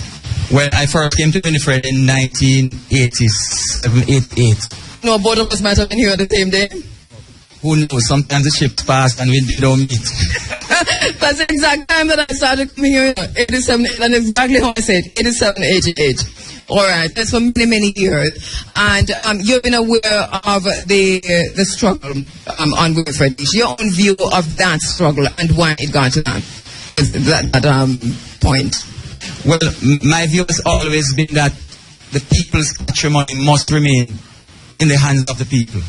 And so, let me quickly salute Carla, Cynthia, and all the others who have, over the years, I've kept in touch, especially with Cynthia, and understand their struggle. This morning, it is so good to see the families coming down to the beach, and it speaks to the very heart of why they struggle for these kinds of issues. The reality is that the voice of the people continues to be the voice of God. And if we ignore the voice of the people, it is at our own peril. So as representative of the people, it is incumbent upon me to always be at the heart of what the people are saying. And so it has always been, even from the 70s, going to school in Montego Bay, the reality of the beach being accessible to people in general has always been an issue. And so it was never a surprise for me, having come into representational politics, that I would take up this idea. Right now, the Beach Control Act is under revision. The policy concerning beaches and public access is under revision, and policy should be laid at some point in the future. That is the reason why I did move a motion, incidentally, in Parliament, because policy, draft policy, and new policies concerning access by the people is going to be played out in the very near future. And as a result of that, some action has started. As you know, the vision goes before the action, and the action sometimes goes before the legislation. And that is why what has happened in terms of the Supreme Court recently is vision, then action, and then the legislation. So the laws are being drafted in order to protect the people's patrimony. And that will be in evidence in very short order. And one of the things that you've said is that the Beach Control Act is under revision. What will the new Beach Control Act look like? Well, incidentally, there are so many facets to it, because what is important is what practically does it give the people. For example, already know that many of the nation's beaches, the prime beaches, are already cornered, so to speak. Now, if a policy must be in practice, that means, for example, the Disabilities Act suggests that we need access for persons with disabilities. It doesn't mean that banks and so on who are already structured cannot retrofit to suit the disability and disables. So it is with the Beach Control Act. It doesn't mean that people who already sit on the foreshore or the beach or the floor of the sea, that they will not be forced to adapt and retrofit in order to facilitate access to persons in the common population. So a lot of things are going to be happening. And when it is laid out, I cannot speak ahead of time, because the final draft is not yet out. And of course, when it is revealed, then of course the public will have access to that. All I can say is the Minister of Tourism, and I spoke to him just 2 weeks ago, to suggest that we're going to open Winifred, Boston, which we hope to the old of Boston Beach, which has been neglected since 1988 in Gilbert. So I thought is going to start very soon here. And Winifred is the roadway coming into Winifred. So these are things that I'm supposed to meet with the CEO, the chairman of UDC, not this week, coming the following week, to see if we can start to lay the basis and the groundwork, so that when we engage the people in their own space, we have a credible argument as to why we are going to do what we are going to do. Cabo, yes. If I might, I would like to ask the MP, what level of consultation is taking place with the average person across Jamaica as to what they would like to be included in that act? Well, as with most policies, draft policies, it is a draft. That is a framework, a legislative framework is going to be set up with points A, B, C, D, E, F, and it is going to be made public so that persons can now have access. One of the things that I've noticed, maybe it's a lack of publicizing, but some, for example, the community-based tourism, which was laid out as draft, and the meeting was publicized, and it's just a handful that turned up right here in Port Antonio. So it's a matter of how effective we can to communicate, because then cannot say that it wasn't put out to the public, Well, we are offering you the airwaves of Irish FM whenever you're having anything like this to publicize that as much as we possibly can. A very good question Nick asked, because we interviewed 2 years ago, a year and a half ago, the legal representative from Nepal, who told us that they were that certain thing the Beach Control Act will be revised and so on, but that there would be public consultation across Jamaica. Well, some of these consultations haven't necessarily been concluded, and as I said, sometimes these things are announced, and when you go to the meetings, not many people turn up because people are not even aware that policy is going to affect directly what is happening to their lives on a daily basis, like if it is affected by National Reserve Conservation Authorities, the draft policy, and so on and so forth. The Disability Act affected by a number of people who are not even aware that it's going to affect them. And so once we educate, like your program is educating, more people become engaged. The people now lift their voices and their different opinions, and we come to town hall meetings and we make known our points. We're very happy that you took the time out to be on with Fred this morning to help us to understand a little bit more from your perspective, the links that you're looking for, the situation from Winifred Beach Benevolent Society, just Carla walking because you want to ask a question. Is that okay with you? Okay, go ahead, Carla. Dr. Bloomfield, we are happy to see you here today, but it's 7 years we beg you to come down the beach. We have sent you papers, we have sent you the petition for the Prime Minister, we have asked for your help more than one. You are talking about 3 weeks ago. Better late than never, I should say. Better late than never. We have been struggling in perfect loneliness for 5 years and more, sir. Are you late, Dr. Bloomfield? Thank you, Carla. But the reality of life is this, that where there are interest groups, sport doesn't necessarily mean that we all jump on the bandwagon at the same time and be very visible. The support comes in various ways. Just in the same way in politics, the great majority go out and vote, and you don't know who they vote and why they vote and what they vote for. So it is in terms of the interest groups, there must be a leadership core of people who will take it forward. The support is vast, so you can see this morning is only a very drop in the bucket of the support. And across Jamaica, Little Duns River, Reggae Beach, you name it, people out there in Jamaica support this. It does not mean everybody stand up with a microphone or stand on a platform. You know personally that my support has been there. You know personally, and sits where I sit from time to time, and her anxieties and my advice and my comment there. However, it is true that we could have done more. I plucked out the Beach Policy Act, and I spoke with the Conservation Authority. So sometimes work is done quietly. In the same way Boston Beach will be refurbished completely. Nobody knew that I was working. In the same way 250 million will be spent on the road from Fellowship to Moortown so that we can make a better claim for World Heritage Site for 9 monuments. It will be developed at the same time. Some of these things are realities. The water sewage and drainage project is almost completed phase 1. Phase 2 we hope to start early next year, leading towards in this direction. So sometimes the work goes on quietly. Civil society must take up the mantle to speak publicly. I am an elected official. I support you. But when I go to a meeting in Belcastle to talk about the private concern that they have up in there, I can't publicize it to all of Jamaica that I was in Belcastle working with them. Because they are sensitive issues. I support what you said. It is late. It is never too late. And so, salvation, and I humbly repent. Do you, Dr. Bloomfield, recognize, because you hear we talk about a partial victory, recognize the other concern of the people of Portland and the people of Jamaica regarding Winifred Beach, which is UDC manages Winifred Beach. We heard from the UDC general manager last week who says, listen, we're not averse to leasing the beach to persons and so on. What can you do to assist persons to achieve that? Let me say 2 things. The first one, the broader principle. You said it as a victory, and it is. But sometimes in terms of talking about these things, we tend to put it in a very adversarial and a very antagonistic way. Because what is coming across the air is that, boy, there's a great battle that has been going on. It does not mean that government and governance is not in accordance with what you're saying. It's a great battle. I have been coming to the beach since 1987, 88. It's a great battle. It is, but I'm saying the battle is only one aspect of the overall war.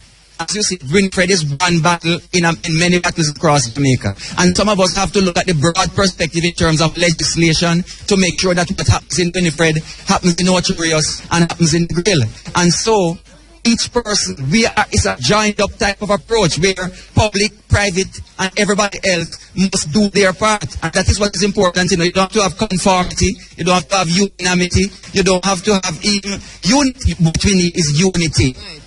It's a purpose. Alright, that's the point you're making, but you still haven't answered the question here. Just to answer the question, because that was the general thing.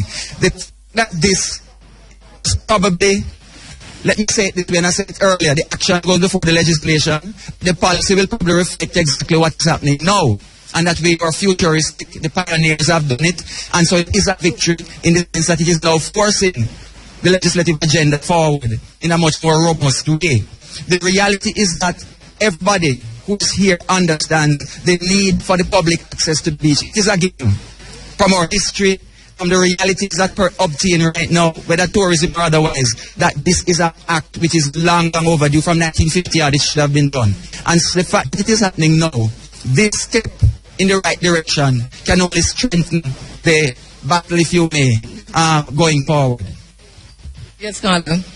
It's good to hear that. Dr. Bloomfield, we have a deal. You don't disappear after today. He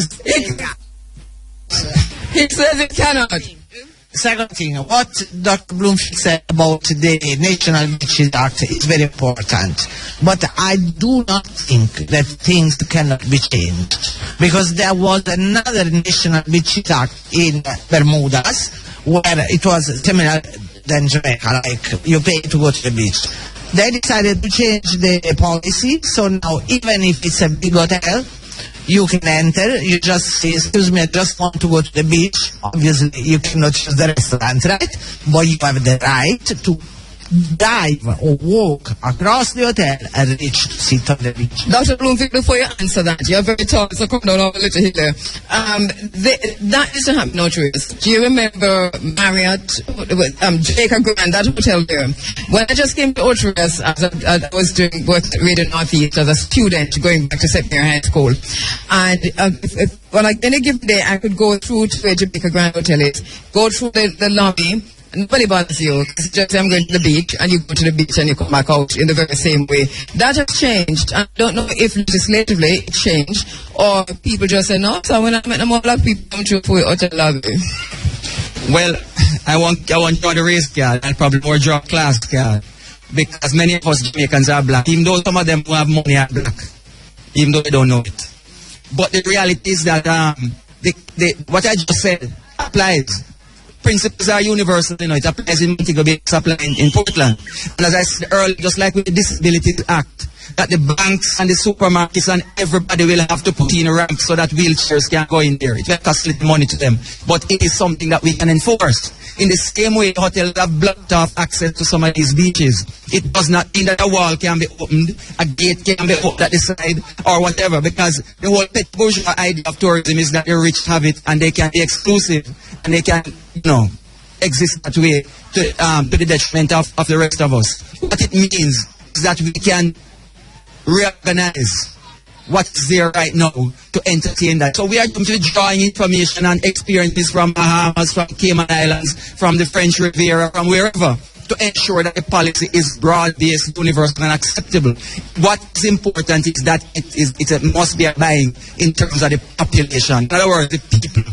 That is what people power is all about, that the people feel comfortable with what it is going forward. That is why the draft takes so long, because we have to look at the French legislation, we have to look at the US legislation, to look at the other small island developing states legislation, to see how we can combine something that will work and that is practical and that will bring development, sustainable development.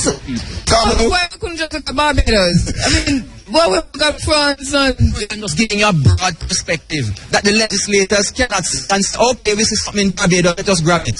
But then we don't see something in Cuba that we can probably even make that Barbados experience better for us. We are doing it for Jamaicans, not Barbados. They have their thing, and Italy has their thing. But if we can take snippets, things from the rest of them, to ensure that we get best of what is available, and then the voice of the people to look at it and see what is acceptable. Then it is in order. Yes, Nick. I just since we have a legislator here with us, I just want to ask, because somebody was pointing out that the UDC really represents the crown, not the people of Jamaica. But What crown? What crown? The Queen. No, man, which crown?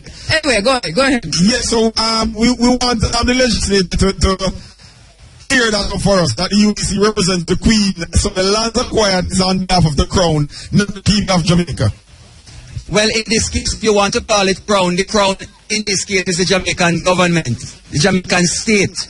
And who does the Jamaican government represent? When the legislation came in 1956, we were a colony of the British. The policy, the act is still from 1956, so it will state all lands that are not private belong to the crown. It's a terminology. It belongs to the state, it belongs to the Jamaican government.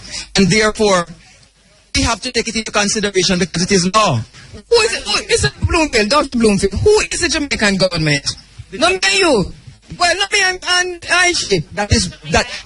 That is why you are restricting people power. And people is the voice of government. People choose governments. Government ought to and elect them. Because look around you. A lot of these people are from your constituency. Yes. Who do you represent? I represent the people. And that is why a couple nights ago I was in Windsor Forest. The last Sunday before that I was in Islington. We were having meetings with the communities. We spoke about Winifred Beach up 2 weeks ago. That meeting, not knowing what was happening with your broadcast or anything. We discussed it. I said we're going to have a meeting, a town hall meeting with Winifred Beach, with Boston, because we're starting development at Boston Beach and it'll move in this direction because it is a policy of government that public beaches people must have access to the public beaches. It is a given. It is not in discussion. So the way in which it is carried out, timeline in which it is carried out, and the manner in which people participate, these are the issues that we have to define. But it is policy of this administration that the public access, the minister said it in the budget debate presentation so many months ago, that at all public beaches must be made available to the population in every area of Jamaica. And that is why we are improving Boston now. Winifred is going to be on the list, and we can go on to Long Bay and so on. Cabo, Steve, we might need some legal advice, because I'm in told that government and crown are two different entities, technically. Can the legislator answer that again? As I said, most of our laws, some of them dating back to 1800 and odd. And you notice we are going slowly to take off someone off the books, like the flogging of people who commit crimes has just come out just this year. And so many other laws that are archaic, that are detrimental to the development of our people, to our integrity and our identity. Many of these things have to be taken off the books, and it takes time. We just don't just cross out the paragraph and move on. These are the laws that are enacted for the good governance of the country. Hello. And so this is the reality. So the crown only simply means that it is the British monarchy. And that is why we want a republic to get rid of Britain, get rid of them as our sovereign queen and lord and master, so that we can now legislate and put in writing in a way that is acceptable to our people, the development that we want. So the idea of crown and the idea of the monarchy and the idea of all of these things will go once we put the legislation in place. We can't willingly just start to talk about some things without the practice of it supported by law, so that it cannot be tested or challenged in any way. Alright, so the point that Nicholas is making, that the UDC represents the crown. And you see, in terms of... the government represents the crown. Which is the point that Nicholas and is we making. are the government. Which is what I want to respond to, because I didn't read it that way. And that is why we are... That Nicholas and we are the government. Which is what I want to respond to, because I didn't read it that way. And that is why we are anxious to change some of these laws, because on the one hand, our practice is otherwise. So whereas we say crown, it is understood that it has now been moved from the monarchy, the republic, to our status as an independent nation. So when we go into parliament and we have to say to the we and the queen and all of these things, it is anachronistic. It is something that's from another generation, and we should be done with them. We have struggled to get them, but there are people who also are adamant that we should stick with Great Britain, that we should go back to being a colony because we would have been better off, or that there's better fruit in Babylon or in Egypt or wherever. But we need to now get these off the books, and that is why we stare to more. We can free up the terminology so we can put we the people instead of the crown who own the land. And all this does semantics to a certain extent, but the practice of it is playing out right now. Well, then when we spoke to the UDC general manager last week, he did point out that he made it clear that the UDC manages the land on behalf of the people. He did say that, and we can play that clip back. And it is a reality, because the government is only there as a result of the choice of people. Now, if the people decide in 2 years' time, or decide in parish council in 4 or 5 months' time, that it is time for a change, it is the voice of the people. And therefore, but let me remind you also, CEOs, chairmen, all of these people will come and go. Different people put their own personality and style and management acumen towards a situation. So you might find somebody aggressively takes up an issue and works with it. Somebody else is laid back concerning that issue because it's not their core belief and their value systems. So if you are now chairman of National Housing Trust, you might take a different position. Well, thank you for bringing the National Housing Trust. Let us get right there, because I had no intention of going there. But listen, what are your own views on what has happened with the National Housing Trust and the way in which $200 million were used to acquire lands in Trelawney at the same time when you are talking about fixing road from just up there so to down there, so, and we don't even have the funds to do that? I am of view. Said there is the law, a principle, and there is practice. The practice and the principle is enshrined in the act, and the act says that the housing trust can invest. So there's nothing illegal about it. What is my concern is that, as you said, at this point in time, when the country is going through all of these things, unless it can turn over some money very quickly, unless we can benefit in the short run. In other words, if we had invested it and started turning over some money so we can use it and say, all right, it's bringing 10 million a year. We're going to select a road each year, or we select a school each year, or we're going to do whatever to make it practical. To my knowledge, given the crisis, the special circumstances that Jamaica is in right now, I don't think, from my personal perspective, it was a wise decision. It is a proper decision. A legal, it could even be considered proper if you take it from the perspective that they are sitting there with the knowledge that they have over $200 billion under management, and so 180 is all, and money is coming directly from that, but from another investment. And therefore, that investment side of things, they can actually, just like when you have savings, you have money for your rent, you like your house, but you have some little money that you want to tuck away for a rainy day. You can come money out of that and say, you know what, I'm going to buy this and sell it back and make a money and keep going. Add that extra to the kitty. Those are the principles. So they are convinced in their mind from a moral perspective, an ethical perspective, that they did no wrong. Now, from the broader perspective of Jamaica in a suffering situation, it's like somebody who has a house, things are going all right, you're paying your rent. Why go and buy 16 flat screen TV when your children school fee not paid yet?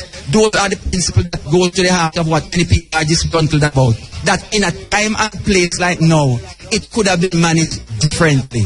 I am of the opinion that it could have been managed differently, but the other side of the point that I am objecting to is that the facts are not coming out in a timely manner, so that we can chronologize it, put it together step by step, see where the thing is, and most importantly, come to the public that complete framework and picture of what it is, how it is, so that every day we don't hear another turn to the thing, which is further upsetting the community, based on the premise that things are hard, poor people not getting the houses we want. For example, I'm sure they are sitting down and deliberating how to get houses to the majority of the persons who contribute from maybe under $2 million.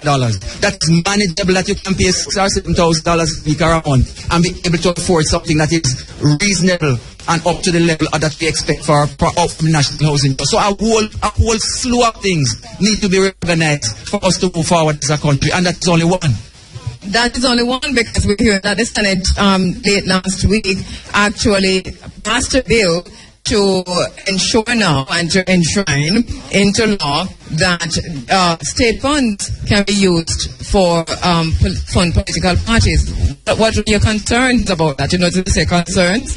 And this is a case in point, because the population doesn't know or it has not been put properly to explain what this campaign financing is all about. It doesn't mean that you're a member of parliament and I'm going to get money to spend. So just like 20 years ago when people used to stuff boxes and steal things, we've come a long way in terms of making sure that you have indoor, outdoor agent, you have presiding officers, you have people who get paid to do a job dispassionately. So the time has come for us to start to spend money to ensure that there's better representation, that the people are aware of what takes place in a setting like that, and democracy moves forward. It is not to spend taxpayers' money to do that when our children, as Katie and I said in Parliament and in the Senate, and I agree with him, when our children are still going to school hungry. Listen, let me tell you something. I'm trying to have it today, if nothing else.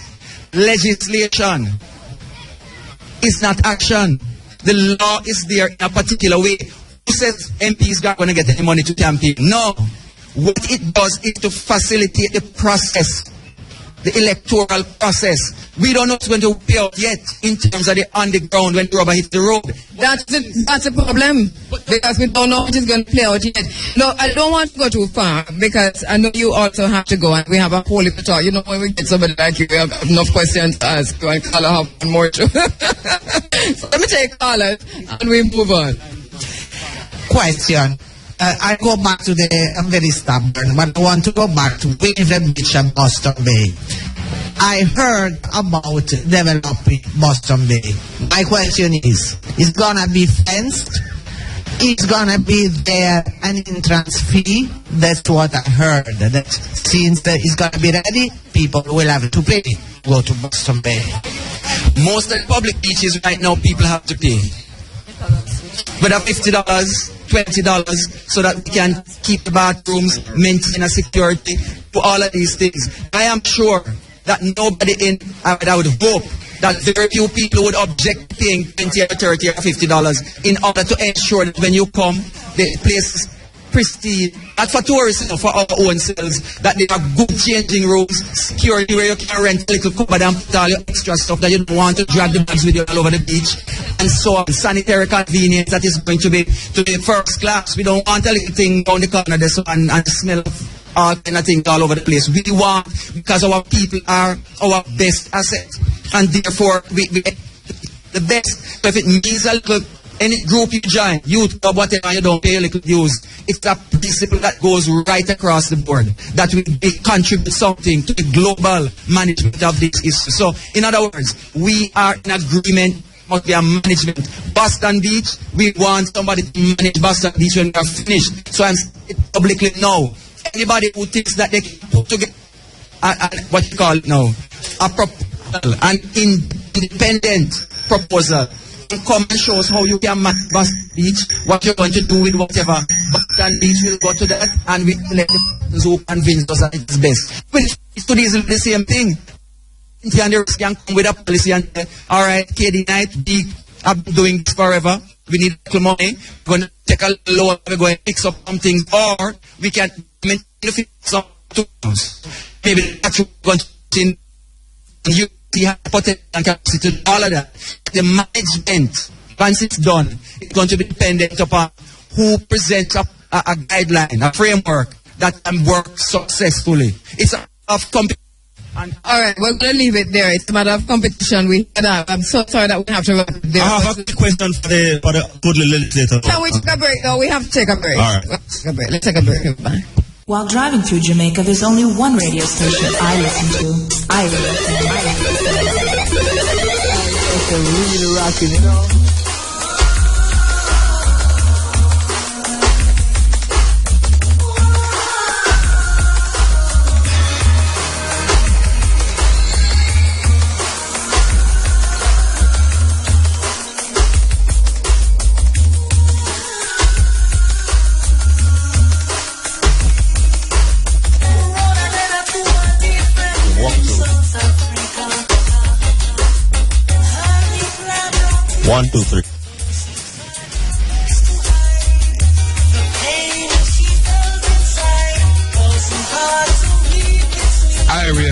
I they lick that.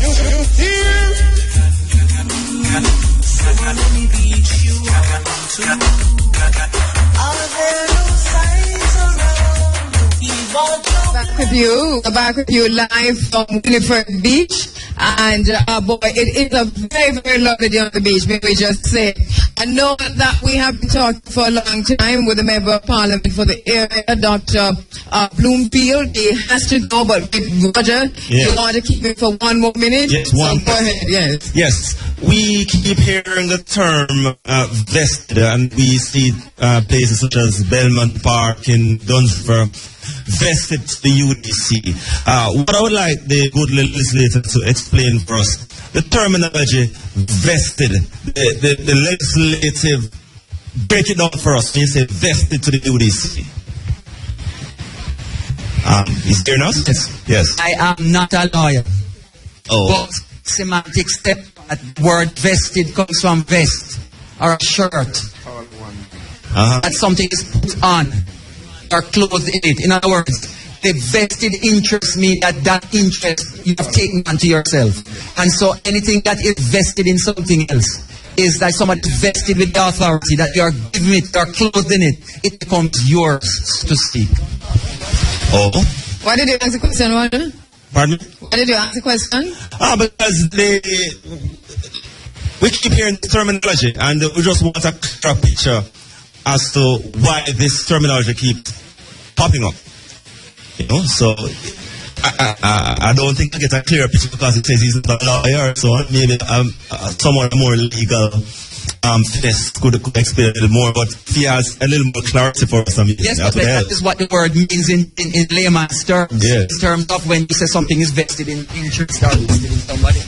And therefore, the same principle does apply because you can use the word to mean the opposite in a legal setting as opposed to what the issues the people are and what the language says. So in a sense, we're saying that you give clothes to the UDC to perform. In other words, it's very much vested in it. If you look at history and you look at anthropology, you'll find out that when war, and remember, everything comes out of society was a struggle for land and all of these things in history. And therefore the war that people are warring over land, they've started to put on all kinds of things to protect themselves. And so when you put on a vest, whether it's an arm or whether it's metal, whether it's whatever, a police put on a thing to protect themselves. It is a vest. And so something is vested on you. It is to protect you. It is to empower you to do what it is that you want to do. And so the law will vest power in an authority. The UDC is vested with certain things. A community like Winifred and Boston is a vested interest in this to make sure it works. So you take on the power, you take on action, you take on the activity that will give you power for your interest. And we are all interest groups. And you know, we talk a lot about the UDC, but another thing we have to remember is that while the UDC has management control of this beach, there are other beaches across Jamaica, which is NEPA, where NRC, who else? There have many different aspects of government because UDC falls under one ministry portfolio. But the Ministry of Tourism has other vested interests in some of these things too. That's why the minister is interested in what is happening in Winfred, not just the Prime Minister's office, because there are vested interests all over in order to push forward their interests and their policies. All right, thank you so much. We have to wrap up this segment of the discussion. We're going to come right back to you, Roger. But I know Nick is standing with some folks. I just going to talk to those folks quickly. All right, go ahead, Roger. All right. Thank you so much, Dr. Bloomfield. Thank you so much. Thank you, Dr. Bloomfield. Shaka Film, well-known man about this place. Good morning, sir. Morning, Roger. How are you doing? I'm good. I was speaking earlier. You have a whole new, different perspective as to what is happening here. First of all, what is your understanding in terms of the court ruling? My understanding of the court ruling is that the Winifred Benevolent has gotten UDC to put on the title an easement for access to the beach. I'm a little concerned though because I haven't gone and read the entire thing, but I have some concerns which are a little bit different from most of the people, because I believe that this beach has great potential, and if not allowed to get to its best potential, I am going to be really upset as a Portlander, because one, a beach of this nature would need to have proper facility. If you look around the beach, you're not seeing any lifeguard posts. And there are public holidays, Sundays, when there are thousands of people here. So you need to have lifeguards on a beach like this. 1. 2, you must have a first aid post here. I'm looking for the interest of all Jamaicans who are coming here. You must have proper bathroom facilities. Right now, there are no proper bathroom facilities on this beach. So I believe that the UDC should be given the opportunity to develop the beach. There's nothing wrong with paying a small fee to come in, because there has to be employment created by the development of this beach. Now, how many people in Kheru have a job? Not very many. If this beach is developed, there's a possibility of between 30 to 50 jobs, new jobs that will be created. The people who are here, who are selling, will still be here. Nobody can move them from here. And that's what I'm saying. They got to give them an opportunity to still do what they are doing here, so nobody can lose. It is a win-win situation if we go ahead and make sure that all the facilities, there's no electricity here now. Can you trust, say, government agency? You spoke about win-win situation. Can you trust them to come up with that win-win? Win-win for the people. Win for yes. And I get a question you're asking him, and I also want to throw it. If you hear the noise behind me, is that the majority of the people on the beach have disagreed, and I disagree with what he's saying, but he has a voice. And the points he's making, I think, are very good points in terms of what needs to happen on the beach. Yes. But I don't hear the benevolence start to say anything different from what he's saying. They're saying the exact same thing. You need lifeguard, you need proper development, but you need management, and it has to go through a legal process. And I think that is the process that is now going through. And is he a part of a community? Hold on. Are you part of a community? Andrea, I live closer to this beach. Well, that's very good, because here's a community member. Let me just tell you what I'm asking you. Because here's a community member who has really ideas, who can the community help to work to ensure that these ideas happen.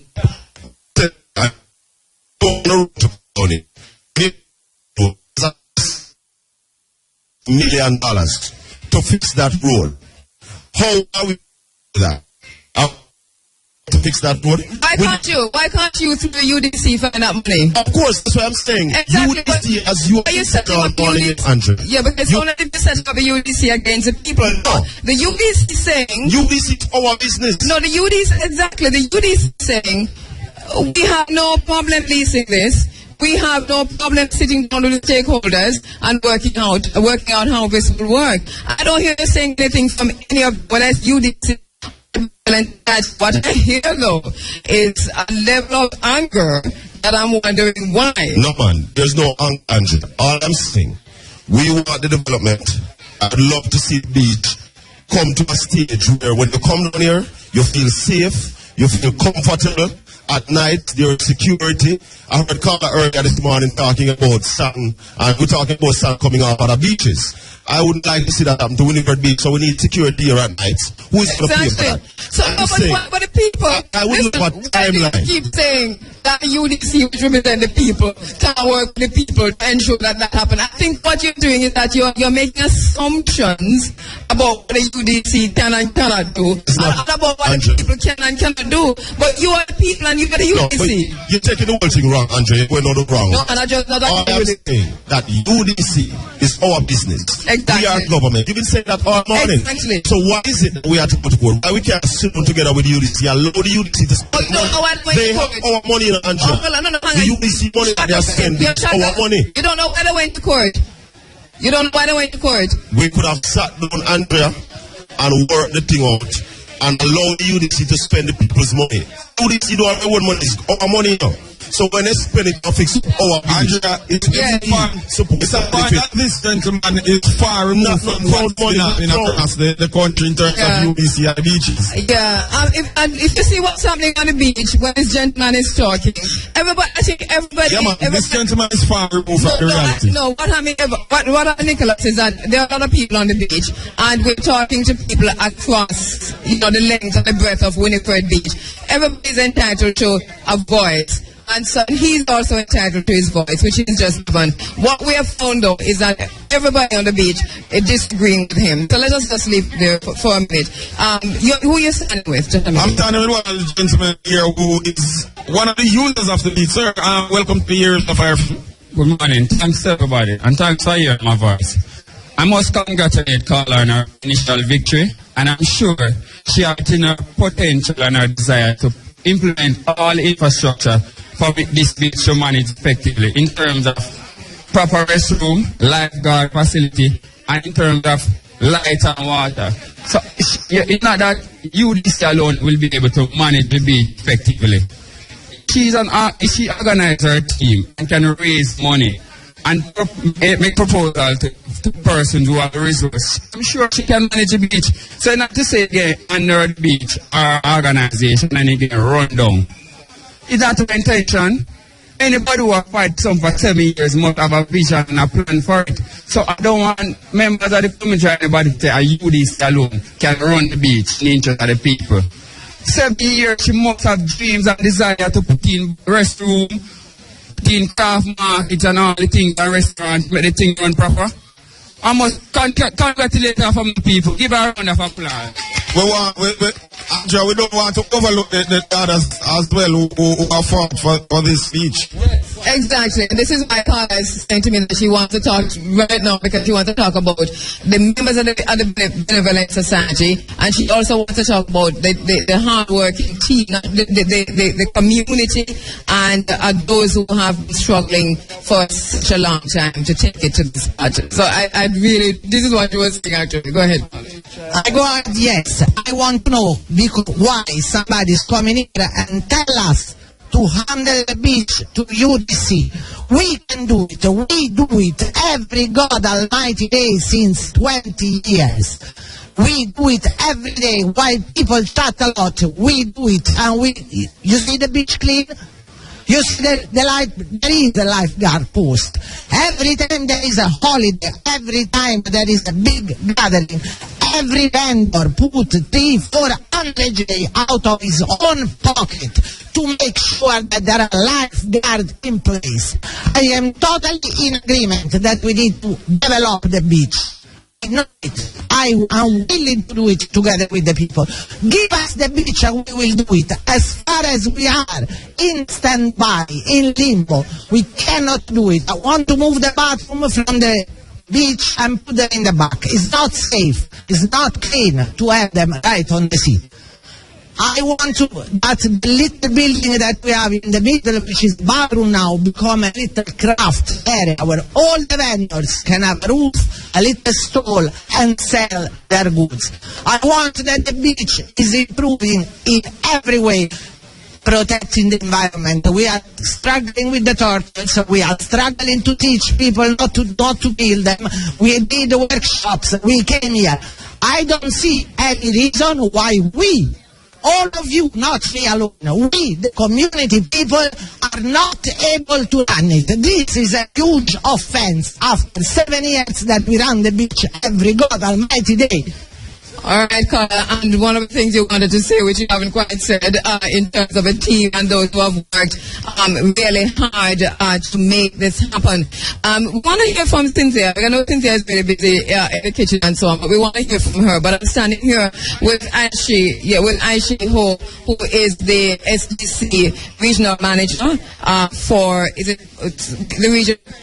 For parish manager for Portland, and who has been working really hard behind the scenes to assist IFF and the Winifred Benevolent Society to make this day happen. Thank you so much, Aishi, for the assistance, your personal assistance, and assistance of the SDC. Your own views, Aishi, what has been happening here? Okay, good morning, everyone. Just to say congratulations, it's truly a hallmark event. However, as many persons had said earlier, like Carla and so on, this is just beginning of what needs to take place in terms of the full development of the beach. I know that a lot of persons are here voicing their opinions, and everyone will get a chance, or most persons will get a chance to say what is on their mind. But what we have to say is that the management of the beach will definitely have to be a multi-stakeholder collaboration. It has to be persons from different parts of the community, government, community members, the Free Winifred Beach Benevolent Society. We have the participatory governance framework that will have to all come together to manage the beach. It's not going to be only one person per se or two persons, but it will be a collaborative effort with the community, government, political directorate, and other state partners. Well, the thing that Carla said earlier about that is that that had it got to that place. It was a collaborative effort, but that at the end of the day it became consultative, like in somewhere between deciding it was going to be a collaboration and submitting final proposals. Well, always, even from earlier stages in the process where, you know that SDC has a mandate for community development, and we always encourage advocacy and encourage the community to take action for themselves. Now, our Minister of State he was engaged and he got involved in the process, and he had asked the CC to support what is taking place. So it's not just necessarily that it's the government and community. The government also wants the community to take action and manage the beach. Now, in terms of what is happening now, it is very critical that the community understands that with this victory, a number of issues are going to arise, and we have to manage these issues in a very professional and a beneficial way, mutually beneficial for everyone. And also, one of the key points we need to acknowledge is that in terms of this hallmark event, a number of persons over the years has been involved in terms of this fight for the beach. And we have community persons, we have marches that were held all across the parish, and we have a number of persons who have really stuck it out in terms of managing this process. So we want persons to be mindful of that. It's a parish activity, and everyone has to get involved, because it's not just one or two persons, but there has been a fight from a parish perspective in terms of persons demonstrating at the parish council, attending meetings in Kingston, attending mediation, and so on. And just even though we have the Free Winifred Beach, the pinnacle in terms of the forebearers of the fight, we have the community at large who has been behind them and trying to get this to fruition. All right, thank you so much, Aisha Hope, who is the parish manager for Portland SDC. Thank you so much. Lots and lots to do. And here is a hardworking lady who... Oh, God. How you doing? I'm all right. But what do you think about what you think happening here? But no, Dr. Boomfield, lot about it, always say, I believe this in there. See, you know about it, sir? You're not ready yet, man. It's nice here, you know. It's nice here. It's nice. Good morning, Jamaica. Good morning, people. I want to say... welcome to you all, and we are happy to have you here this morning. As we know, this is Winifred Beach, and you know we are celebrating part 1 this morning. And as I always say, I always put my Almighty God in front of everything I say, because without the Almighty God we cannot move on. Now listen to me, people. I know it's a hard struggle. No, a lot of people don't know what we have been through. They didn't know the beginning until now we are reached. People will say all manner of things. They will say good, they will say bad. But as I said, Jesus went through a lot of struggle for us. And we here at Winifred, we have to go through the same struggle. And at the end of it, we will, once we get the support, once people is there to fight, stand up, we will. I believe, I have that faith, and I know we are going to get this beach. All right, thank you so much. Thank you so much, Cynthia Miller. Now, Cynthia, I know you're on the one part and I still have a revolutionary spirit in you, but I still want to ask, what have you in the kitchen there? We have some ackee and saltfish, fried dumpling, roast bird fruit, callaloo. We have vegetarian and non-vegetarian. Everybody be irate. While driving through Jamaica, there's only one radio station I listen to. Irie FM. Irie FM.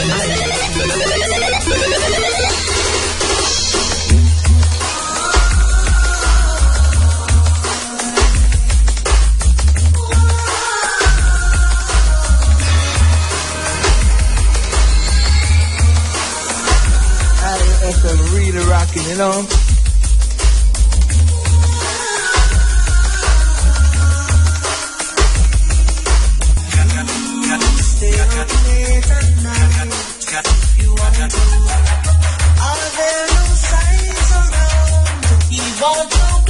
We're back with you. We're back with you live from Winifred Beach, and boy, is the crowd growing on the beach. Wow, Roger, it's going. Yes, indeed, it's growing, and you can see it's really a popular destination for persons in and out of the area to come here and really relax and, you know, peace with themselves, and here's an ideal place. And I mean, what we want it is just people coming together, working together towards one goal.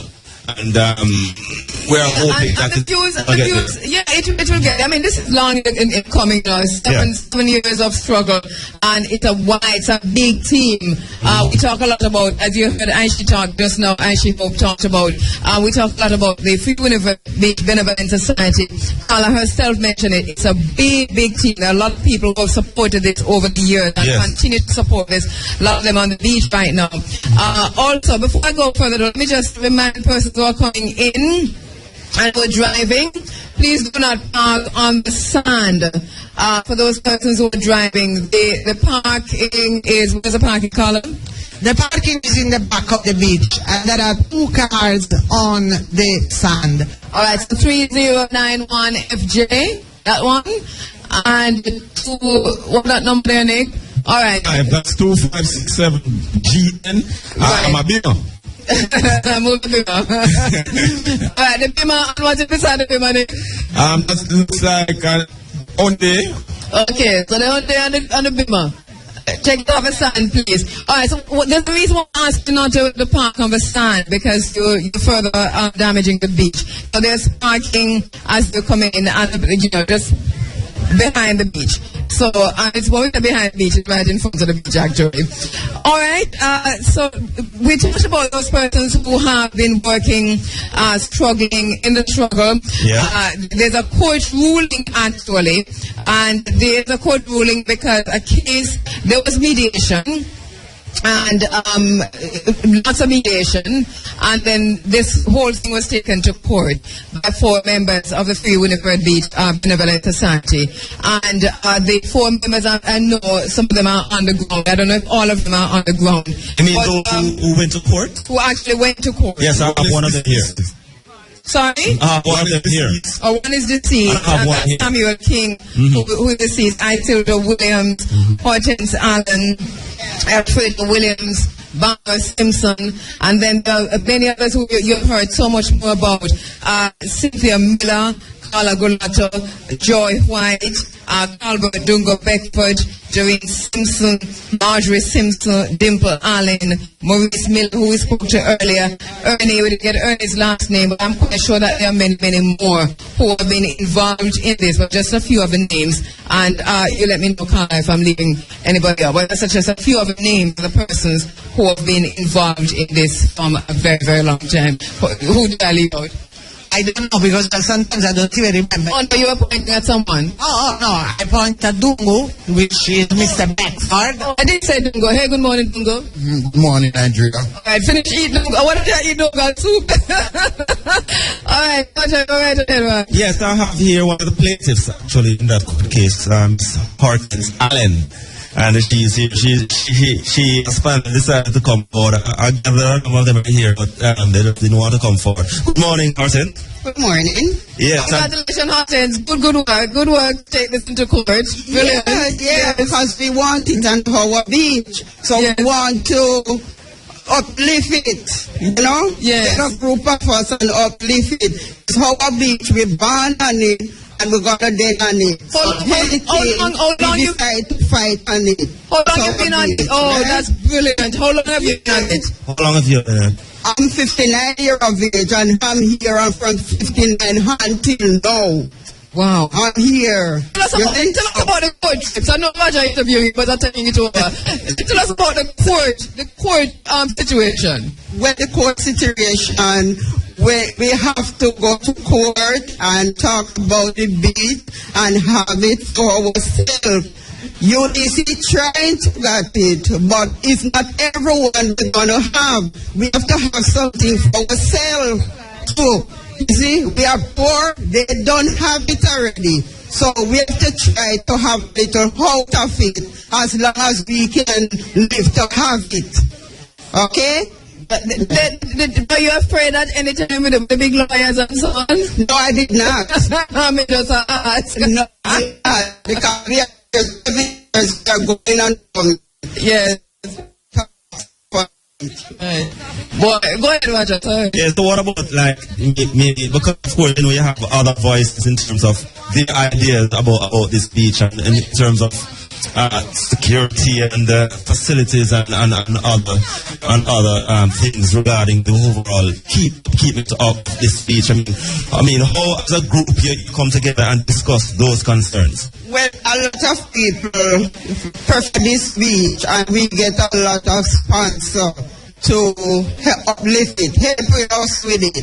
If we have a little, can put together and help some, but if we can't help... What do you mean? Money? Money, yes. You have it? No, man, she not have it, man. That's what I just not have it, man. I know you personally have it, but... As I say, people come together and we want to have the beach because that's where our livelihood coming from. So now that you have got your foot in terms of this court case, what are some of the immediate plans as a group coming together that you need to look at to further uplift this beach? Well, we want the water and the road, to fix the road, and the bathroom. That's the more important thing we have. And how far are you in terms of getting there? We still get there. We still get there. And as the individuals in the fight, you have to do your own fundraising and so on. Yeah, we do fundraising. Like the group of us do the fundraising and get some money to put to work. Okay, well, Victor, and congratulations, and we certainly hope that all your plans will come through. Come through, yeah. And once again, a partial victory. Thank you so much once again. Congratulations. I mean, that was a bold move. Horton Allen, one of the 5 plaintiffs. Horton Allen. A bold move on the part of these strong members of the Free Winifred Benevolent Society who actually decided to take this into the court. So once again, Samuel King, who was passed on. We acknowledge his spirit. Sylvia Williams, Hortense Allen, Alfreda Williams, Barbara Simpson.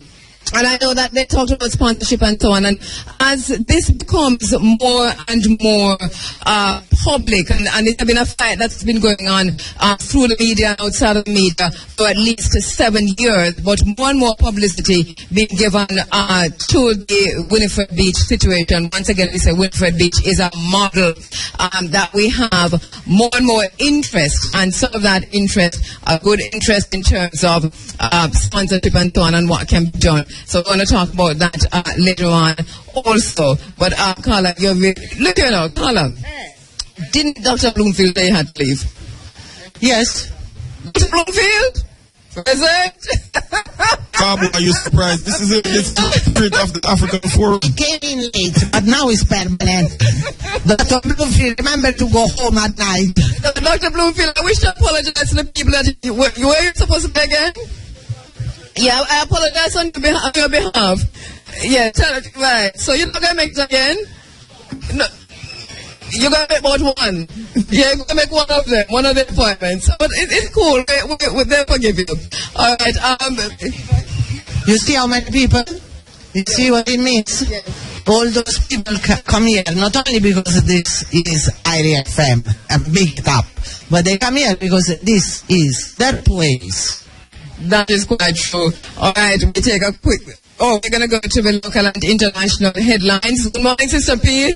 We're going to go to the local and international headlines and come right back.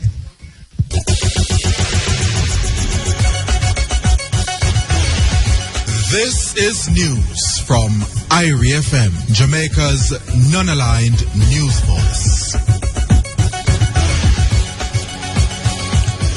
Good morning. I am Cherie Hay with the local and international headlines. Industry, Investment and Commerce Minister Anthony Hilton says the importation of damaged motor vehicles has been identified as a potential area for job creation and increased business development, which would positively impact Jamaica's economy. He says this engagement will also go a far way to assist in better positioning Jamaica to become the fourth global logistics hub.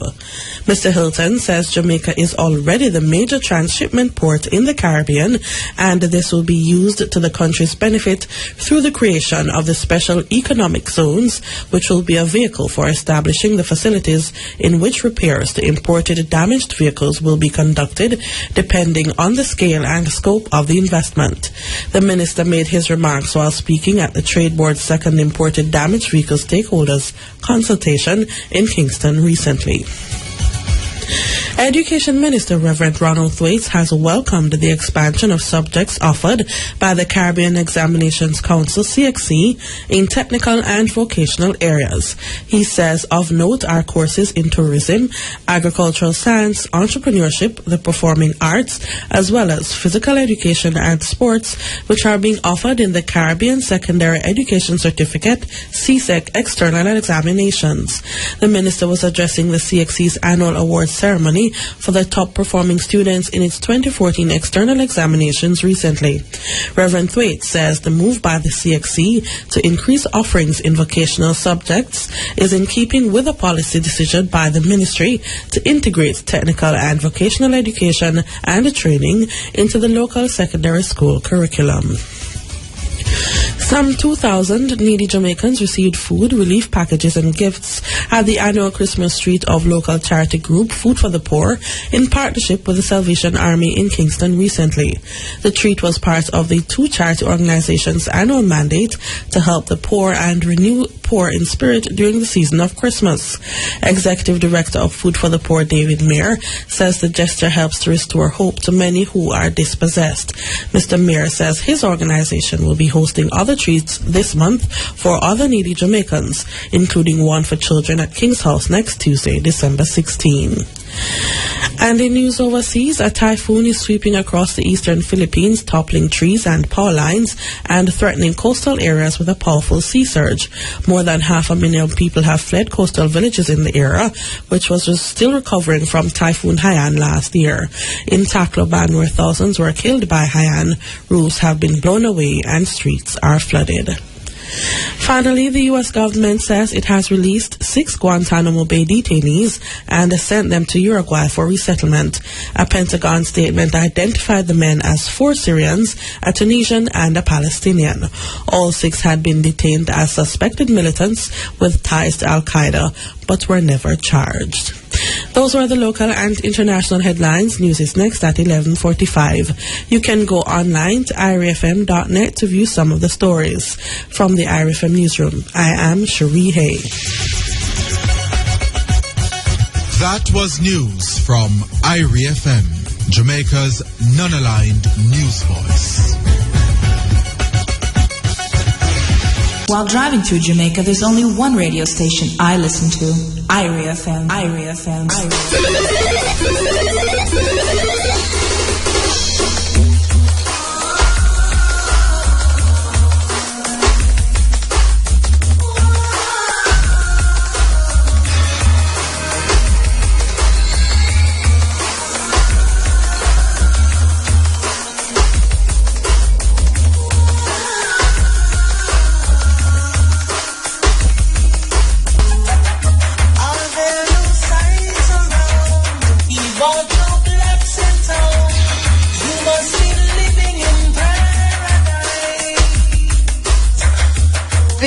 Internet at IRFM.net, we're live with the 107, the 107.1 all the way to 107.9, and we're live from Winifred Beach right here in Portland.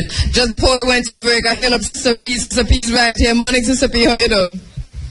Good morning, Cabo. There you go. There you go, Sister P. I just think that I've had the name for about 10 years, Sister P. You know, I had to tell somebody the other day, they said, she just got that name. I said, in fact, she has had that name for a very long time. But 20 years, actually, 20, because of 1990. Well, that's a long time. I didn't know it was that long. 25 years, that's just been 1990 now. Tell the truth. 25 years. That's a long been out there. A lot before that, don't you? But it's a big good to see you. Stop you what you think about all that just unfolding today. I know you were there on some of the marches. We talk about this day out. What do you think about what you see happening there today? I think it's wonderful to see this many people, but I have to be quite honest. On every one of the marches that we have had, it has been very few of us out there. In fact, it was embarrassing. I've appealed to people. Winifred Beach is a cultural institution for the parish. And almost everybody in this parish, one time or another, has been to Winifred Beach. Yet still, whenever we have any demonstration, it's the same people. They're always the same people. And unfortunately, a lot of those people who are from other countries who have chosen to live in Jamaica, they're the ones who have been.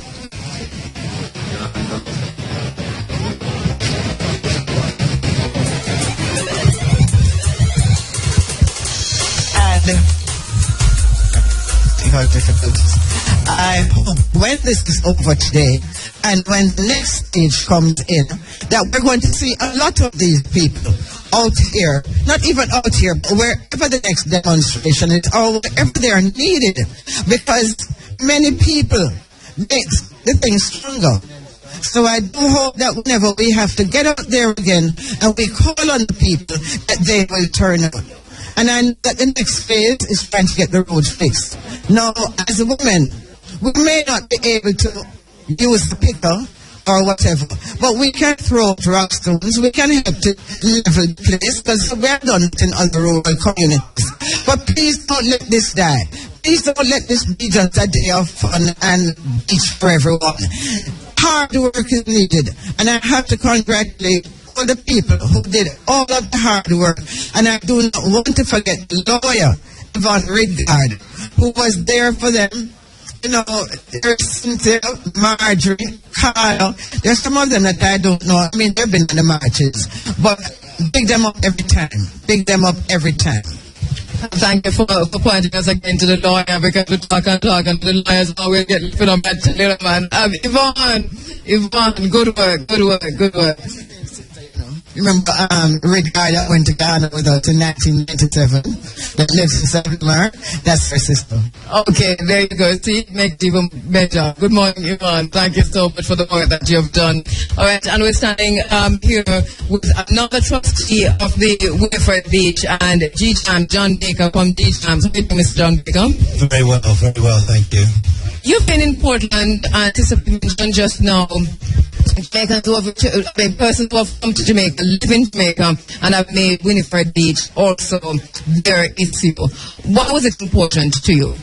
Simply because it's the most beautiful beach in Jamaica. It's the most natural. There's nothing like it ever. It's one of the last beaches here. And I recognised when I first came to Portland about 25 years ago that this must not be changed at all.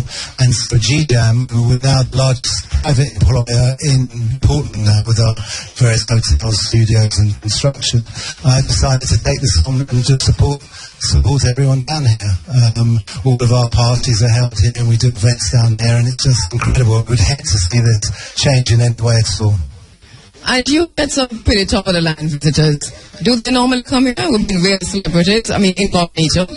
Absolutely, and you know what is wonderful about Portland is we have a lot of big celebs from Kelty Bear right the way through that come in this year, and they come down here and they just part of the family, part of the vibe. No one harasses them. No one really gives any. Don't say it.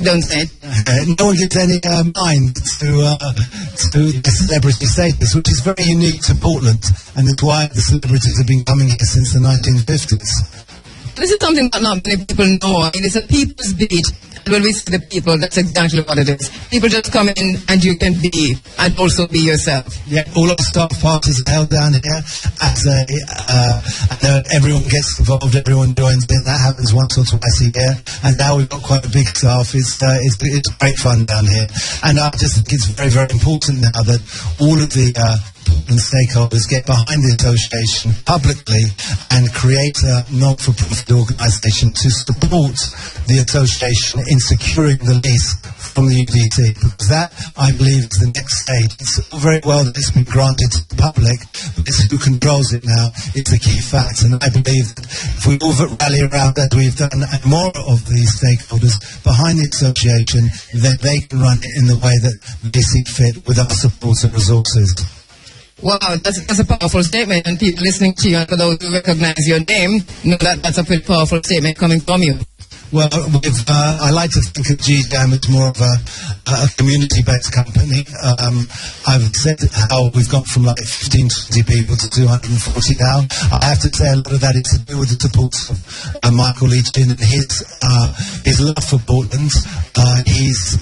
We've renovated the Trident Town Castle, and next year we start the Blue Lagoon, which I'm sure a lot of people see as a controversial move. The difference between the Blue Lagoon and Winifred is simple. All of the land Blue Lagoon is owned privately, whereas Winifred's was not. Having said that, Michael, and I can say this on record now, publicly on IRI, has agreed under the plans we've put together to make an area of the Blue Lagoon open to access to the public. So when we start the development early next year, public, finally, Jamaicans will be able to come to the Blue Lagoon and not have to pay an entrance, unless, of course, they want to use facilities such as showers and so forth, and get onto the Blue Lagoon. So that's something to look for from GJAM in 2015. Very good on that. Where do you see this going from here? I hear you talk about the lease, and we see the condition of the road. We hear about all the different issues pertaining to development, ongoing development. How do you see the Benevolent Society, yourself as a trustee, moving from here once the lease is granted? Let's assume the lease is granted. Well, a lot of business these days is done through, obviously, corporate sponsorship, and there's clearly, I mean, I'm in the middle of building some roads at the moment in Sandstand, so I'm being a bit of an expert on that at the moment. That road needs a lot of work done, and it's going to be very expensive, but it is going to be key. That, and obviously, the sewerage and environmental issues are very key to be preserved from the get-go. So I think one of the ideas that I put to the association is looking for sponsorship, such as people like REFM and so forth, to actually come on board to help us get the road built. And we're also trustee. Welcome. Absolutely. We're on the same page. Well, by the same token, DJM will contribute as well. So it's about everyone trying to get that road right and get a structure that creates harmony down here, which has always existed, and it shouldn't. No stipulations, rules should come in that create any turmoil, because that always will show on the vibe of the beach. So we've got to keep things on the right level, as it were. Thank you very much, Mr. John Baker. Thank you so much for that. One of the trustees of the Winifred Beach. We're going to take a quick break and come right back and speak with you, my brother. While driving through Jamaica, there's only one radio station I listen to. IRI FM, IRI FM, IRI FM, IRI FM. IRI FM really rocking, you know?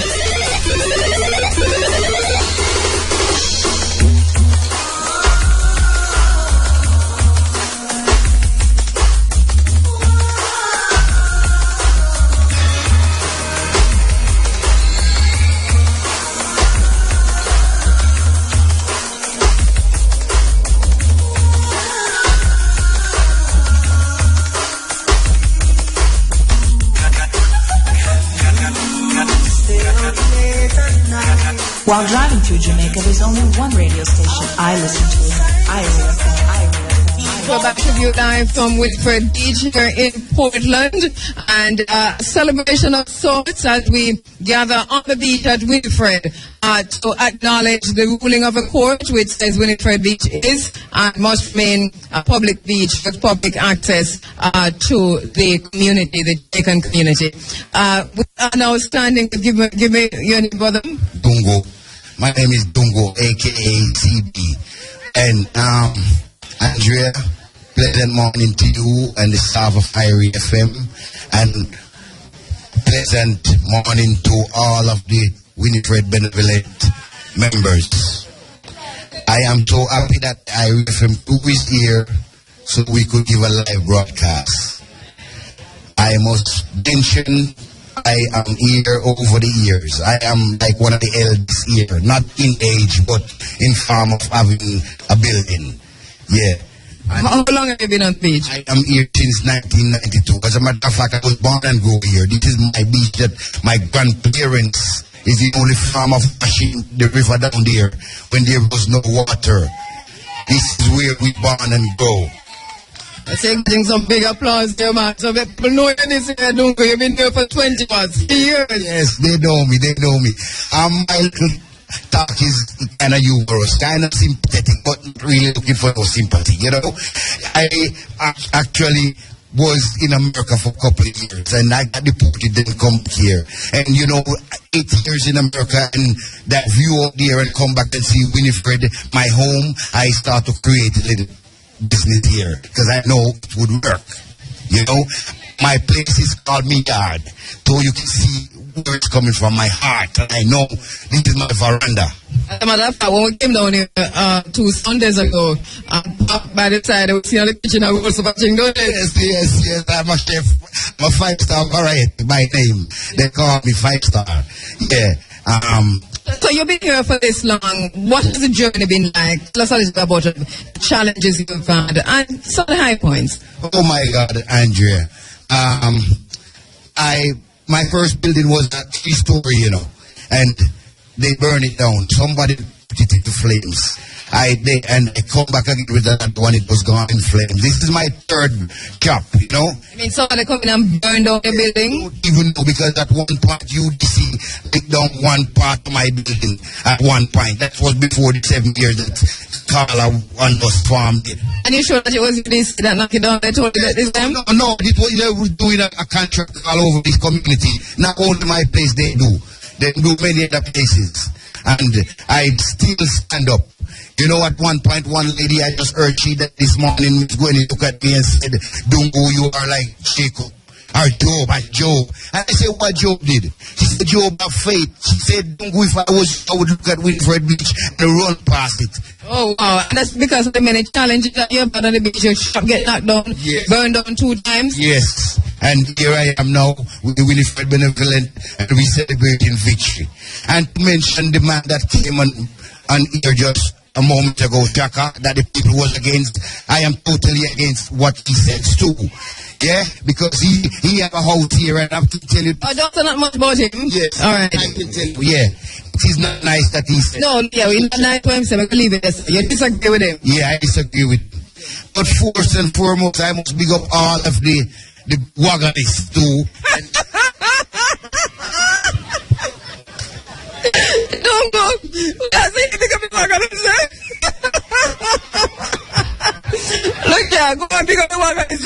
Don't go. Yes, because it's a few of us, you know. We demonstrate, we walk, we do all time of stuff, meetings and all about court going.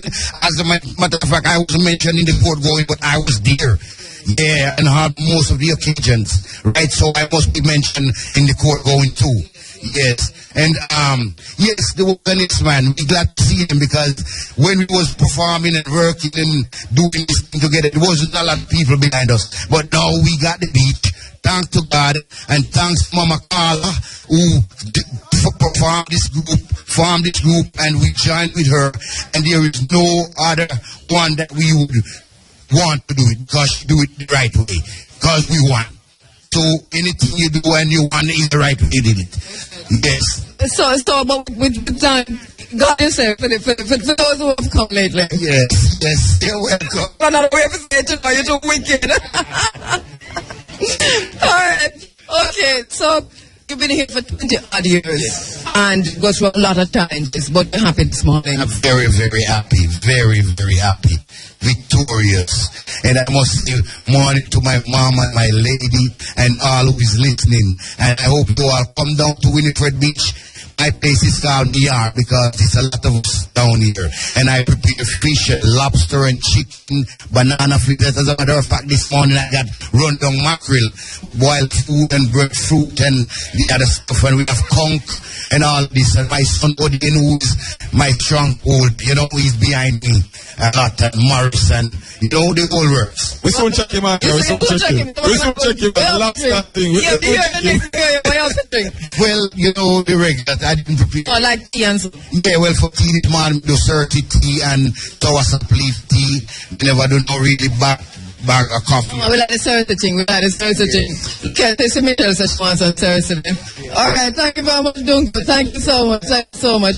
All right, quite a lot of people gathered on the beach. Roger? Yeah. Where are you? Go I'm ahead. right here. You come back on the almond tree again, Roger? Yeah, man. Looking for, you know, use the beat of the almond to get out of it. Yeah. All right, I have Lee Tafari. There is a member of the Free Winfred Beach Benevolent Society. He's also a part of the project No Litter.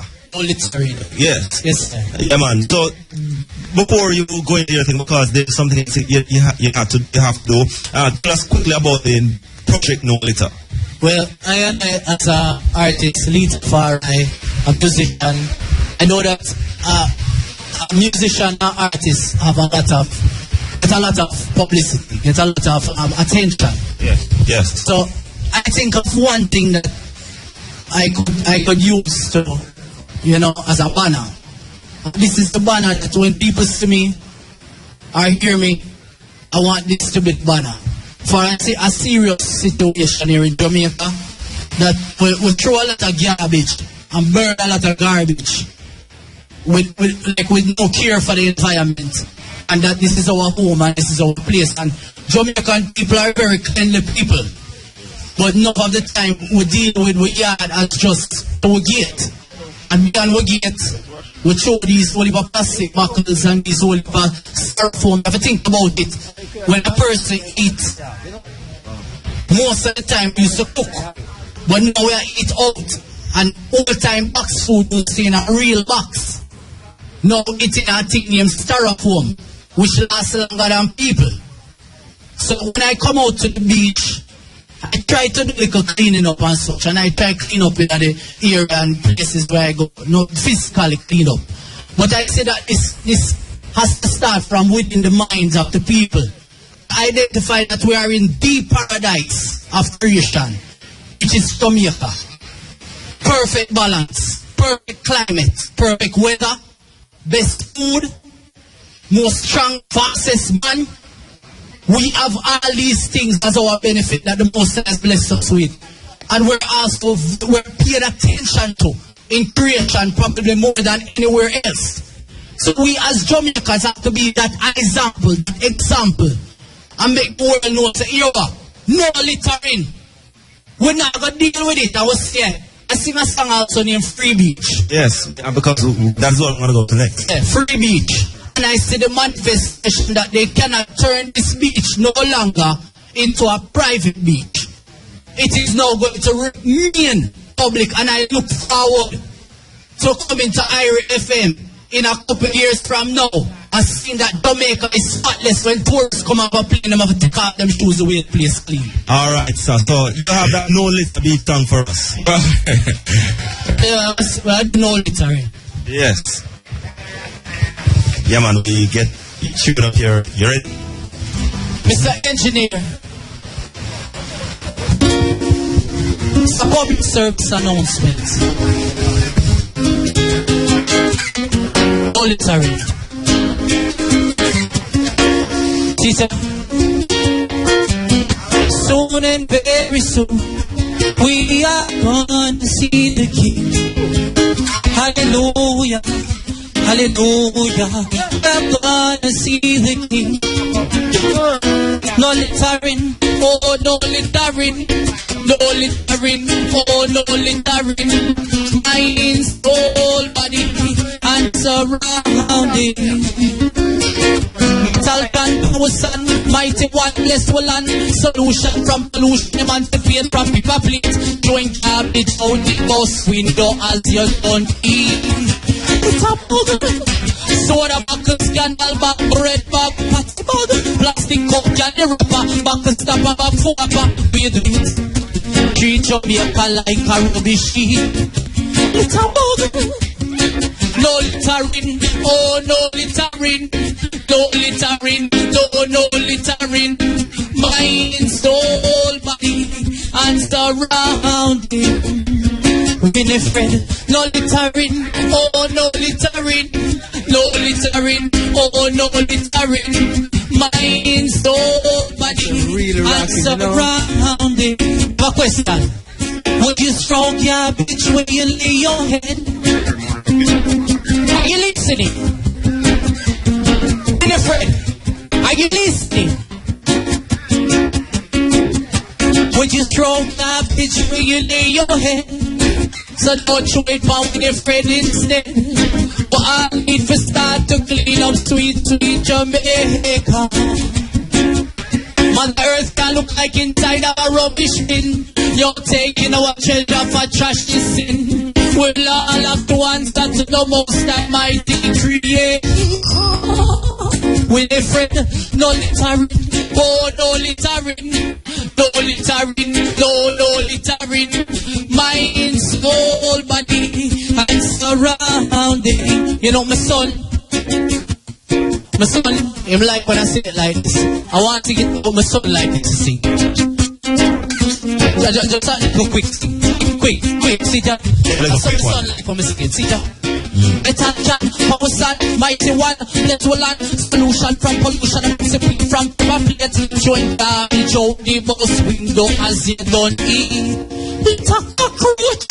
Soda buckle, candle bag, bread bag, patty bag, plastic cup, jan wrapper, back snap, bag swapper. Oh, you do it. Treat Jamaica like a rubbish heap.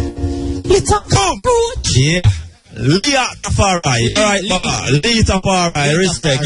Yeah, man. Alright. Love Winifred, love Portland, love alright, sir. Well done. Big thanks. No littering. No littering. Brilliant. Totally enjoy that one. Thank you so much, my brother. Nicholas, where are you? At the food plate? No, Andrew, I'm not at the food plate as yet. I am with a gentleman who says he has been on the beach nearly from when it was being built. I mean, so... Nicholas, yes, we're gonna go to that picture after the break. While driving through Jamaica, there's only one radio station I listen to. IRIA FM.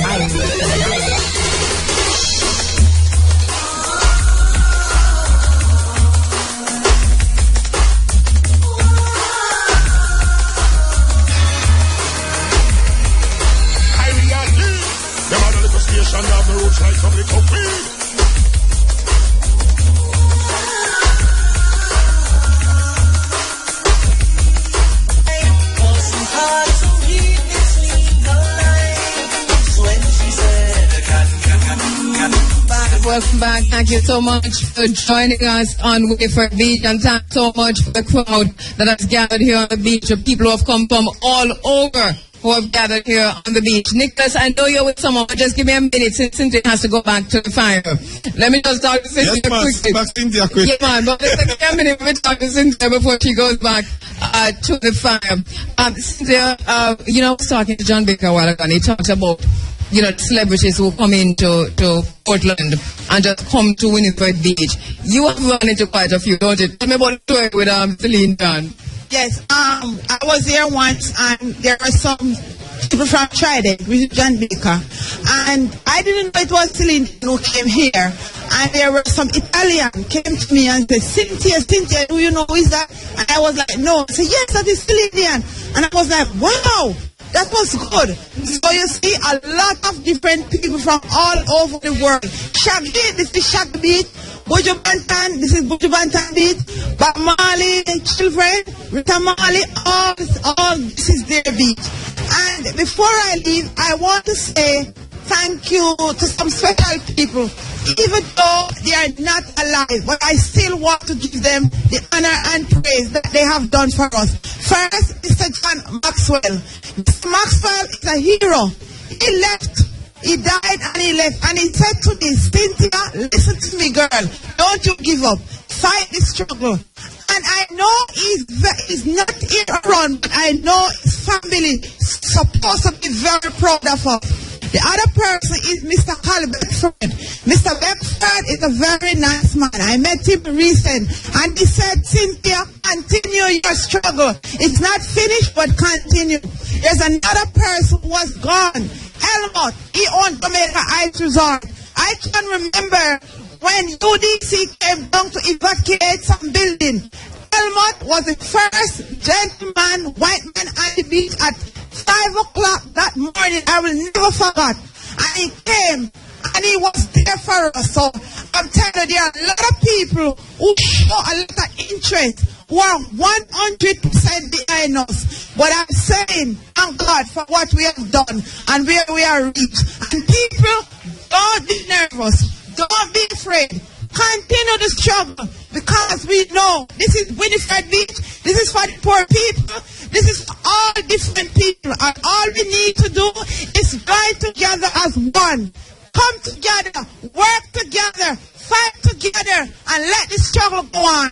Thank you. Thank you. Thank you so much. Thank you so much. I remember I'm seeing that telling the story how many times our place has been demolished, burnt down to the ground and all of that. You know, so she has been continuing. But I am with a gentleman here right now, Mr. Monroe. And Mr. Monroe is one who uses the beach extensively. He's a fisherman, he's a craft vendor. Mr. Monroe, welcome to the areas of RFM. Yes.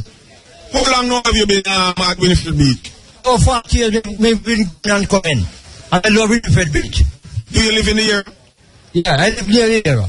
From Boston. Right, I see you have some lovely baskets. You just make a seal? Yeah, man. Tell all the while. Right down there, so. I mean, lovely people down Winifred Beach. I love them bad. I know you must have been nervous when you told me earlier on that you travel the island from here to Negril and all about yes, I mean you face all kind of victimization on the beach. I love Negril. Alright, we hear the at the Winifred Beach the port has ruled that it must be a public beach. How you feel about that? I love that, man, and I think it's a long time. Long time people want it. I mean, congratulations, they will know where come look what the people there. What would you say to all the people across Jamaica who are facing the same struggles as you are facing here at Winifred Beach? Well, it is very dirty. I may want to emphasize people, them good. Right? Therefore, more see Winifred Beach, really official. I mean, come can get some food, eat and send me fish. Alright, sir. One love. Alright. So here you have it, Job. He's a man, a fisherman, a craft vendor, and he's a man who goes all over the island. I see a man here taking a sip of, why you drinking, sorry, boss? Just a shot of rum. A shot of rum. So we can get that to Winifred Beach, so? Yeah, man. So anything you want, you can get that Winifred Beach? Anything. Alright, so how do you feel here in the news that the port has ruled that this must be public beach? We feel good. How long now have you been using this beach? Over 25 years, from I was a kid. I look like you are 15 or 25 years. Yeah, man. Alright, sir. So really, it's a good feeling in the community then? Yeah. From a little juvenile come to Winifred Beach, we have whole heap of party. Don't go whole heap of vendor. Don't go put on party down regular too. Whole heap of fun. Whole heap of little youth come and enjoy themselves. Swim in the water, swim in the river. Go and back, eat food. Tomorrow morning, to come on Winifred Beach again, you have a whole heap of fun. Alright, so finally, what would you like to see? Now that the court has ruled that you must have access to the beach, what would you like to see in terms of development? Any changes would you like to the infrastructure down here? Yeah, I would like to see good bathrooms and even that them fix up themselves properly and everything organized. Everything alright so far. Alright, so there you have it, Kheru. Another. Thank you very much, Nick. Yes, I think, quite a few people gathered, and I know the people wanting when I start walking the microphone, but please don't run. I'm just waiting to say your name and just say hello to somebody. Hello. Good morning, my name is Dawn Francis, and this is Beach, what's your name? We're not taking away, hold on. Winifred Beach? This is Winifred Beach, our beach of Portlanders. And I must say thank you to... But I have to hold the mic because we're not hearing you when you hold it. Okay. Thank you for... What's her name again? Carla. And her team that fight for Portlanders.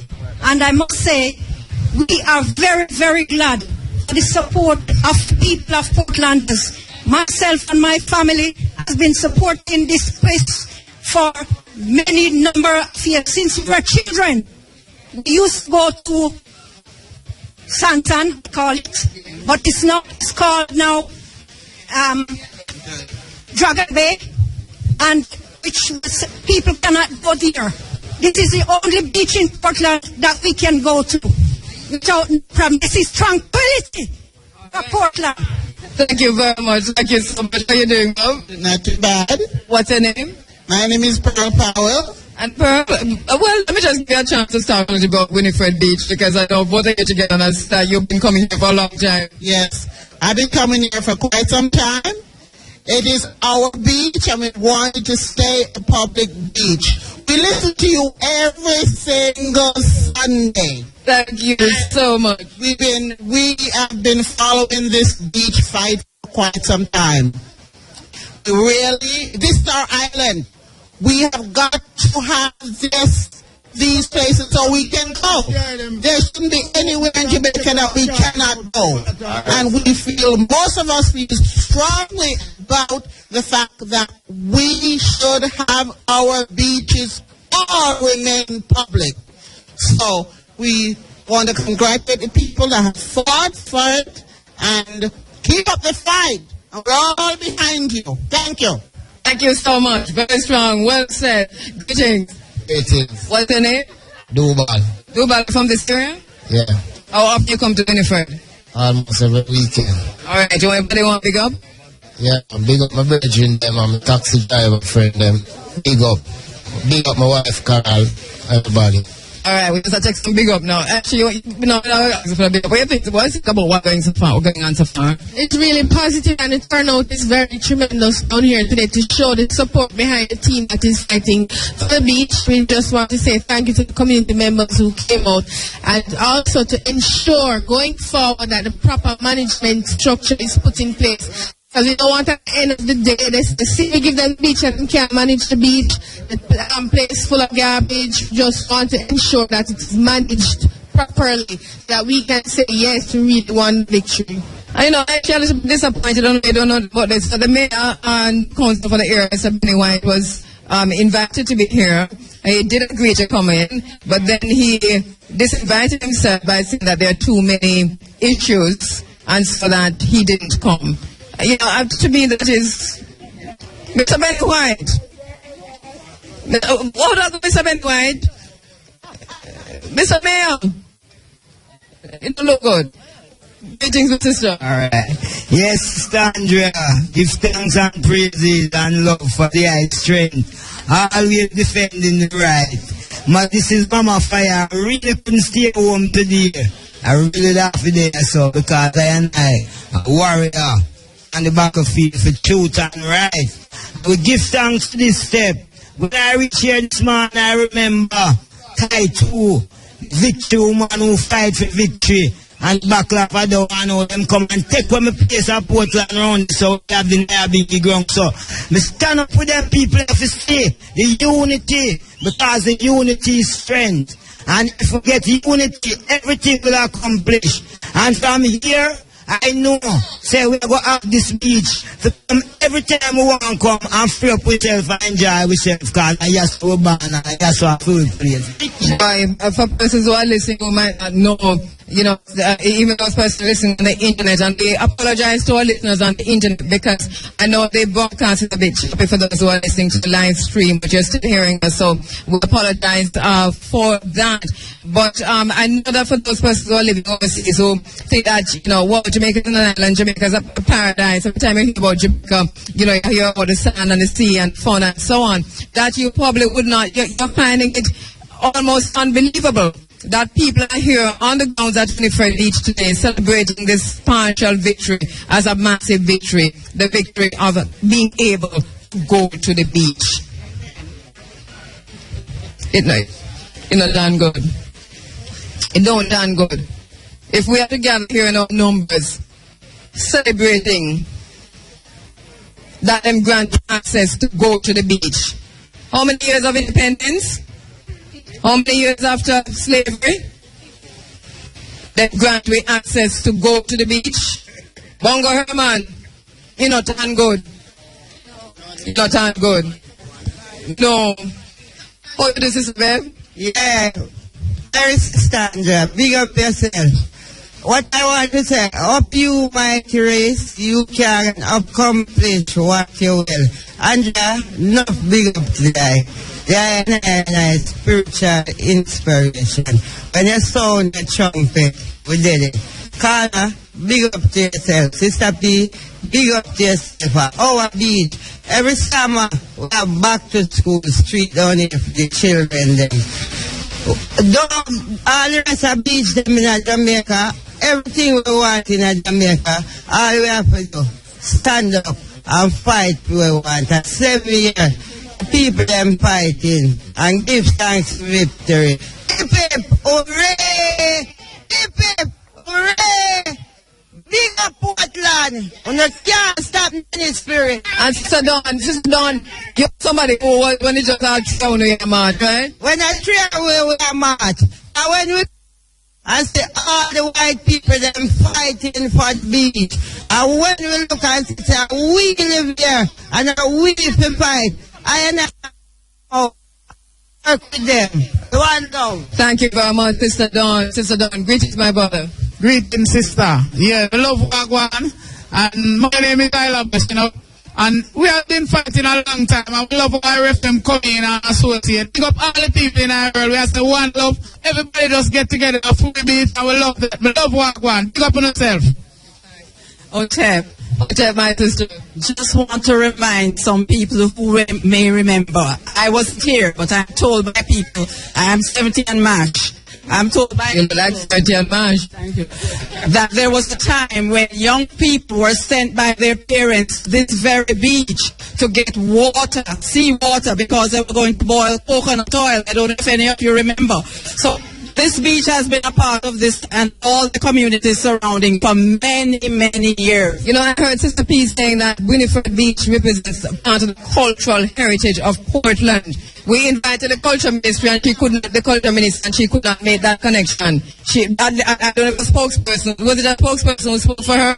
But somebody, I don't think the culture minister would have said that, but somebody said that she cannot make that connection between Winifred Beach and culture. But Winifred Beach is part of the cultural heritage of Portland, Jamaica. I want you also to know, look at the map. There is no Winifred Beach. There's Ferry Hill Beach. Alright, there you go, Ferry Hill Beach. I know something about that. Yeah, greeting.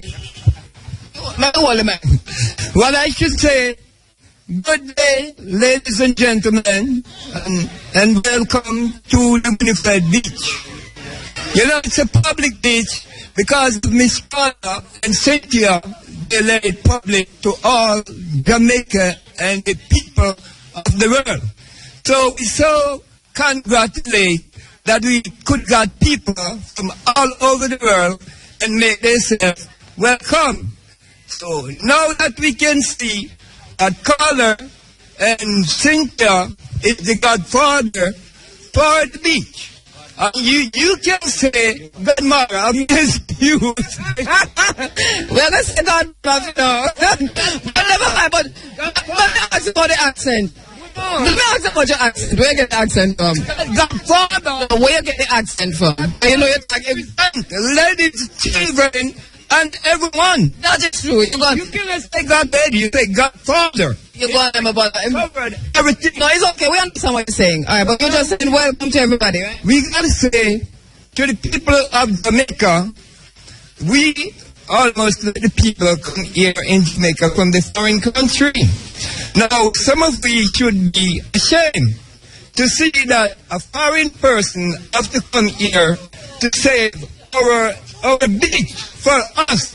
And not so much of us in Jamaica and don't come and stand up for us to save us. But that's called I said to Dr. Bloomfield, better late than never. How are you doing, my brother? Good morning. No, man, you get enough time. Good morning, Andrew Williams. And how are you doing? Well.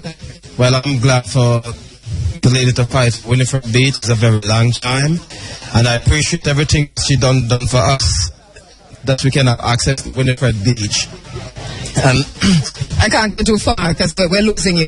Yeah.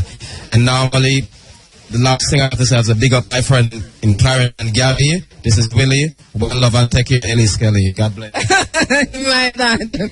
All right, who's next? Well, my name is Doreen, and I am one of the vendor on beach. And I give God thanks and praises to Miss Carla and Cynthia, because when this beach was here, I'm here as from a baby. So I know this beach was stayed. This side mostly of banana. So you know that I'm here more than 20 years down here. And when the UBC was fighting for the beach, if it was Miss Carla and Cynthia, the beach was gone. And I give thanks and praises for Cynthia and Carla. And this is the two words I have to say. All right, thank you so much. Thank you so much. How are you doing, my brother? How are you doing? I never know what of yourself. Okay, I'm doing great. Yes, good morning, Jamaica. This is Anis, the Sunfired Gourmet. I'm here just to give my people support. I'm now a resident of Portland. I thought you were in Brazil. Well, I was in India yesterday. I just reached it last night. I'm a gentleman. All right, but welcome, Larry. So tell me, but you living in Portland now? Yes, I'm at Bayview Resort. We're setting up Sunfired Culinary Institute and Wellness Center here. You know this beach very well. Yes, I do. I always bring my guests here when they come to retreat with us here in Jamaica. All right, Larry. It's so good to see you, my brother. So good to see you. How are you doing? Bless up. I'm a name Jataiga, artist from Portland. See? You see, dishonesty, no run nothing. It done everything. You see, honesty, it can pull together in an honest way. The most I will do the best. I bless. Well said, well said. Hey, greetings, how you doing? Yeah, best of love, Kheru. Yeah, man, I give thanks to the president and the IRFM team, you know. If you have things like this, where I just come first, what I hear about, you know, with the Fred Beats. I hear the type of fight, or really walk one.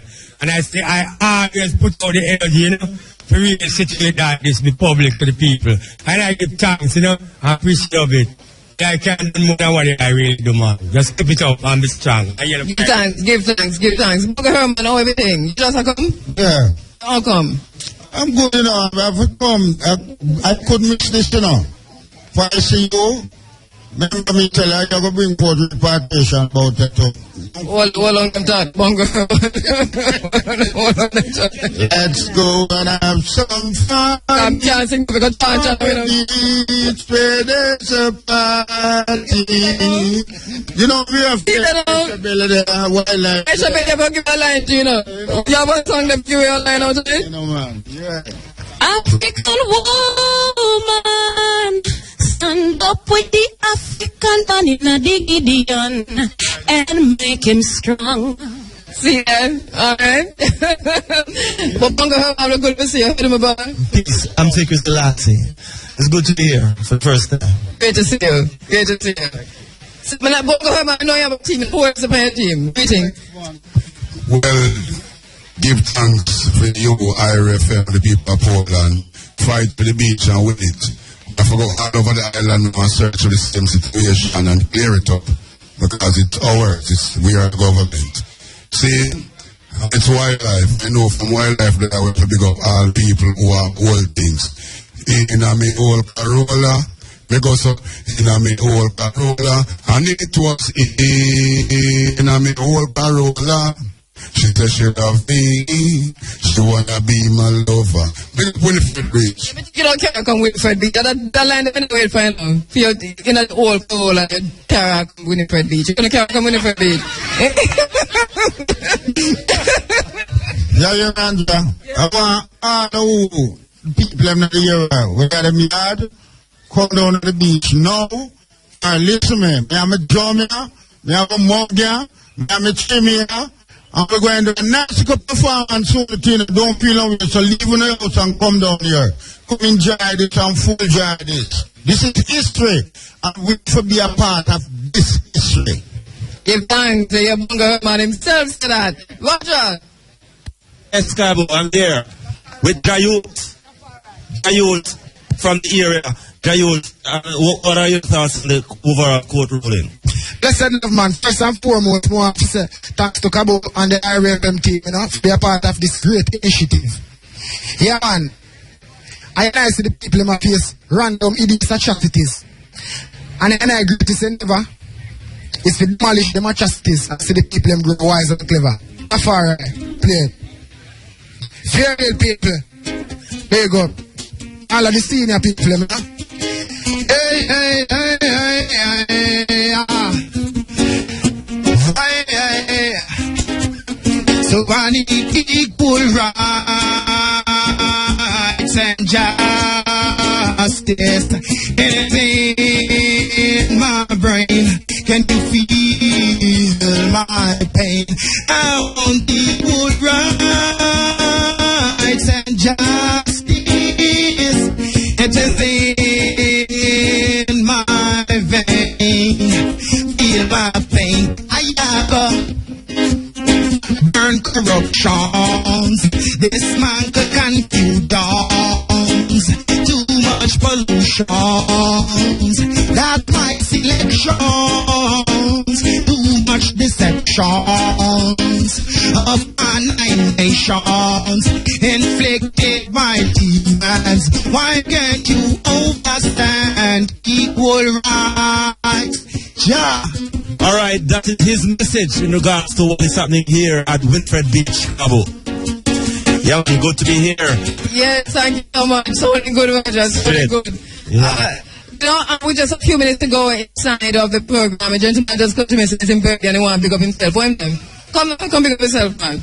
He said today history and I'm today. Yes, pick up yourself. Yeah, because you said today history, you know, so my birthday is me in history. So you don't pick up my wife and my kid home, so. So what's the name? Yeah, my name is Duane, otherwise called Bada. Where you come from, Bada? Long Bay. Alright, okay. Happy birthday to you. Alright, 7 years, December 7.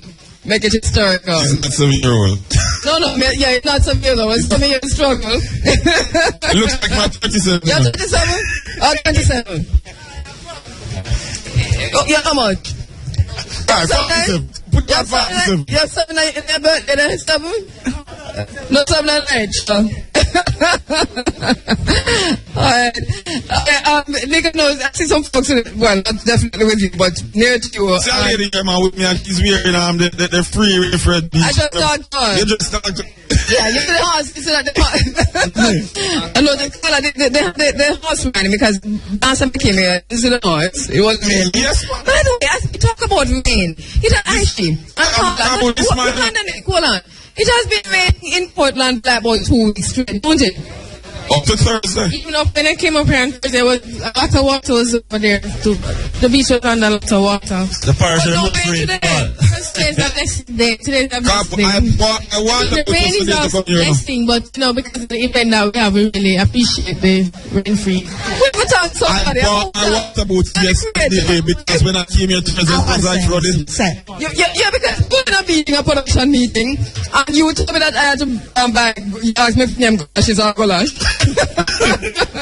Yeah, as you can see, the beach is lively. You see horses, you see vendors, you see laughter, you see food, you see children. Sunshine, hot. And sunshine. And so, I think that we should think about where we go forward. But there is one thing that I want to go there, so don't move 1 minute. Let us talk to the gentleman with the horse, with the young man on the horse. Oh. Yes, Cabo. So yesterday when I came down here, this man was on the beach doing his thing. Sir, what's your name? Gillis Scott. How long have you been on the beach? All my life. That's about how many years, sir? 66 years. Wow, that's probably the longest I heard so far. Tell us, I see you're doing horseback riding. How good is this business? Not so good at the moment. At first it was, but I listen to my horses and sometimes after I just relax a bit. Okay. Things nice now, and I mean, I see you have a nice little man on your horse. Yes. So basically, how do you feel about the victory?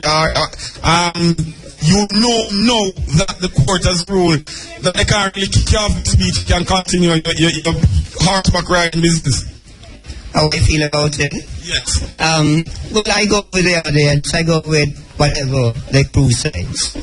All right. So, they are trying to move along, Andrew. Talk to a lady who me meet you for, I've been off for a long time. She take care of me like one time I want to tell her. She remind me tell her, I say, me not like lick me like big space. I mean, I tell her, me sorry, me never call her before me come down, because me not feel like me home. Yes, where else now, Annette? No, why you talk to me about no man? Yeah, say hello to somebody, man. Me no want to know She no wants to know to nobody but man. Mr. Producer's working very hard, I don't know how to make it time, Annette, say hello, no man. Alright, now it's enough. Let's try to think now. Come back and talk to Carla. Alright, thank you, Michelle.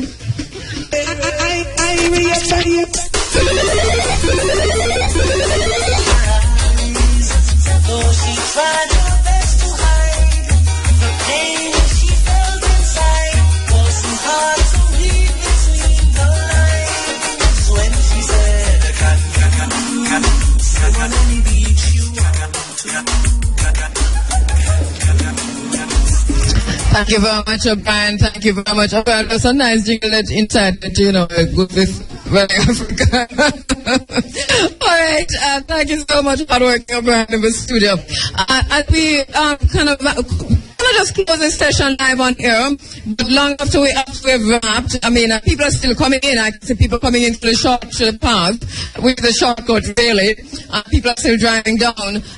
Lots of folks coming in. We appreciate that. I just want to wrap up a bit and to talk a little bit now about the forward movement and where do we go from here. Last week on air, we heard the UDC manager mentioning quite clearly that the next step for him and what he sees is a coming together of the parties, of the stakeholders, and that they haven't written off anything in terms of what UDC can do, would do, and usually do anyway, inclusive of leasing the beach. So, Carla. I cannot talk for UDC, right? I can't. I have seen the press release where there is no mention of working as a team with local stakeholders. I would like to assume, and I want to know what they want to do. I know what we want to do. We want to keep doing what we've done until now, but we need to do it better. To do better what we want to do, which means having a beach, which is going to be not only a place where you come and swim, but you come and gather. You come and share with other people in the community. So we welcome, for example, the schools, the churches, parties, and whatsoever. To do that, we need to do a couple of things. First the bathroom, second the road. Or maybe first the road and second the bathroom. To do so, we need some funds. We have access to funds. The story that a beach to be properly run need a big entrance fee is not true. You can get funds for projects, social funds, environmental funds, without putting the burden on the shoulders of the people coming to the beach. As far as we do not have something in our hand, it's very challenging to go and apply for them. So we are in standby, but we are ready. We already have a plan. We have make it public more than one time. As I said before, I'm happy for this day. I'm happy that you, Irish people, and you personally, you, Andrea, came down. Because you are our voice. But I still feel fear. I feel fear, I confess it. I am not sure. The only thing I can say that we will have to try. Well, I understand the fear and it's palpable in terms of what will happen from here. The UDC was invited today. The UDC is not here.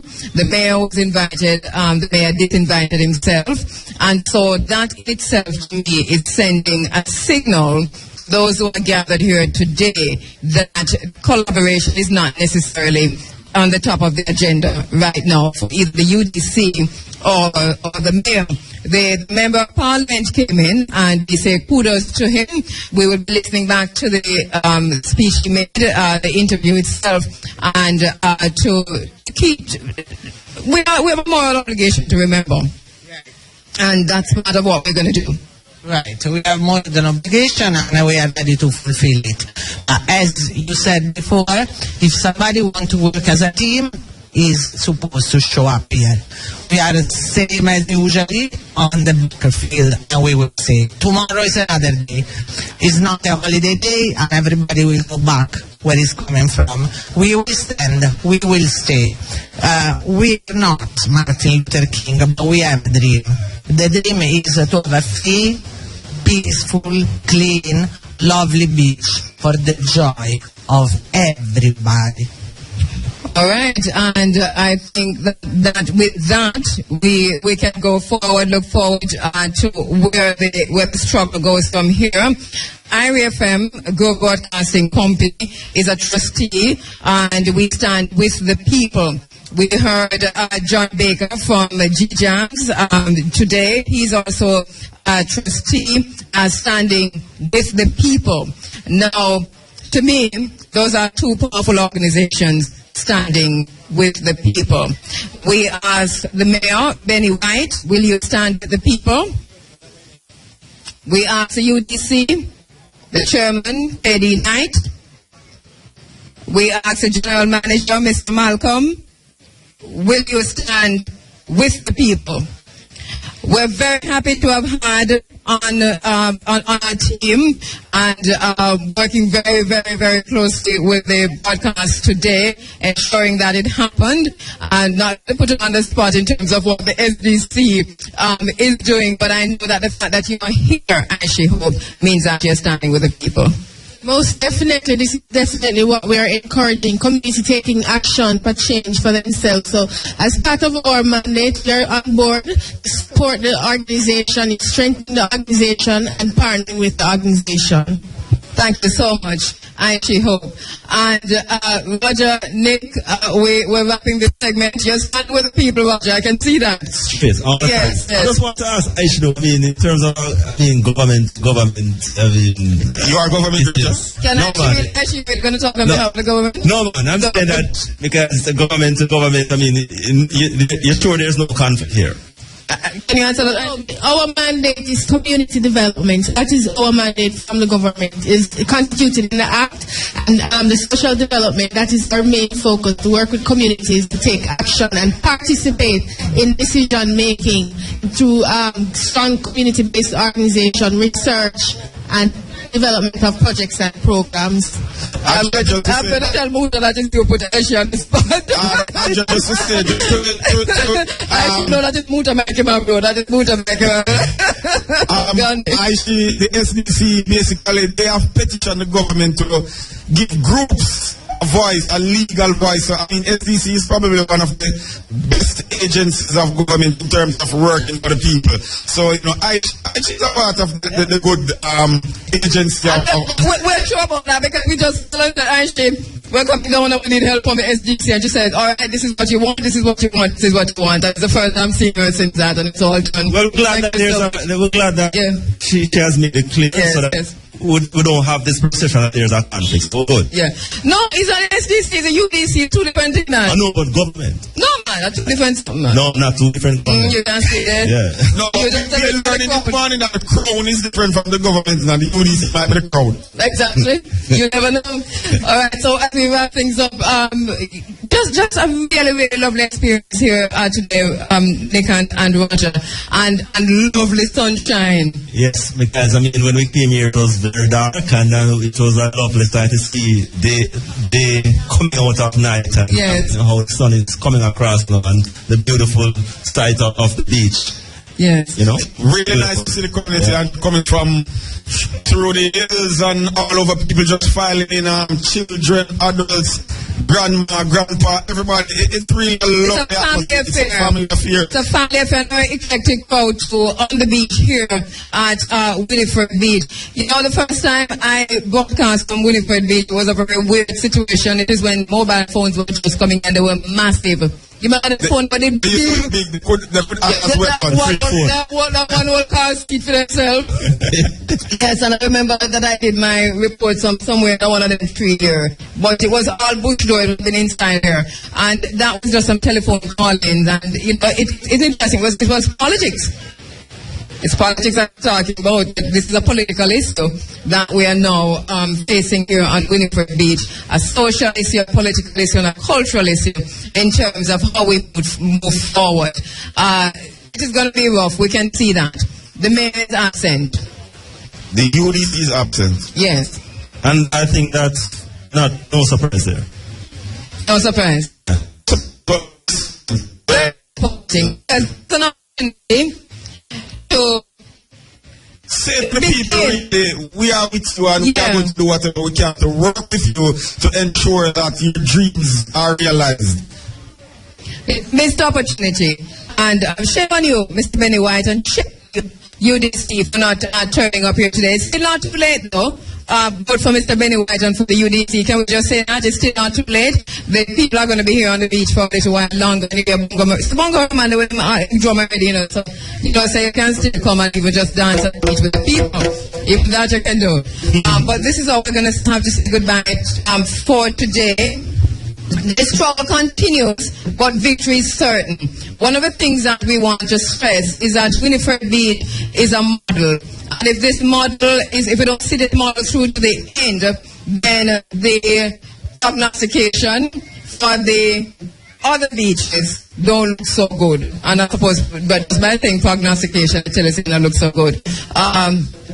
So wherever you are across Jamaica, whether it is on from Grand Point, Negril Point, where you are being told to move, to leave from the beach that you have been bathing in and swimming in and cooking on the beach and just hanging out with your family for over 20 odd years, 25 years at least. Don't move. The symbol victory of the people. That is Winifred Beach. Quick word for me before we go, Cynthia. I want to say thank you all for coming out this morning, especially Andrea and her team and all the rest of the people that are here today. And I hope that's not only for today, but forever and ever. Thank you all. Come join us and continue the struggle with us until we are satisfied with what we want. Thank you so much. Thank you so much. Thank you so much, Carla. Thank you so much. We just heard there from Cynthia. Thank you so much, Aishi. And I want to say thanks to the outside broadcast team. Of course, I'm Kambuma at Kheru, Nicholas Evans, Roger Hasford in the studio. Well, on the ground here, my producer, Michelle Scott, broadcast assistant, Monique Price, and our chief engineer on the ground, Ricardo Paul, doing a brilliant job as usual, and our technical assistants, Ramin Murray. Thank you so much for the great work that you all did here today. Thanks to Cynthia, Cynthia's shop for providing the food. Thank you, Cynthia. And to the people who went to court, took this to court. Cynthia, where you going with something? Cynthia, where you going with that? You know, Cynthia down there. Cynthia can't give back, you know. Make them call it the give back. I'm taking the picture. Thank you so much, Cynthia. Look here. All right, thank you so much. Andrea, on behalf of Winifred, Deep Violence Society, and all of you and every year, I want to just present you this little gift basket. You will enjoy it. I know you will enjoy it. And thank you again. A million thanks. Thank you so much. Thank you so much, Cynthia. I'm just going to hold on to it and then Nick will take it so that Aisha can take the picture. Cynthia, you really put me on the spot, you know. But you like so something. Yes, food basket will never empty. Oh, thank you. All right. It's a photo happening here right now. Thank you so much, Cynthia. All right. Thanks. I appreciate that. All right.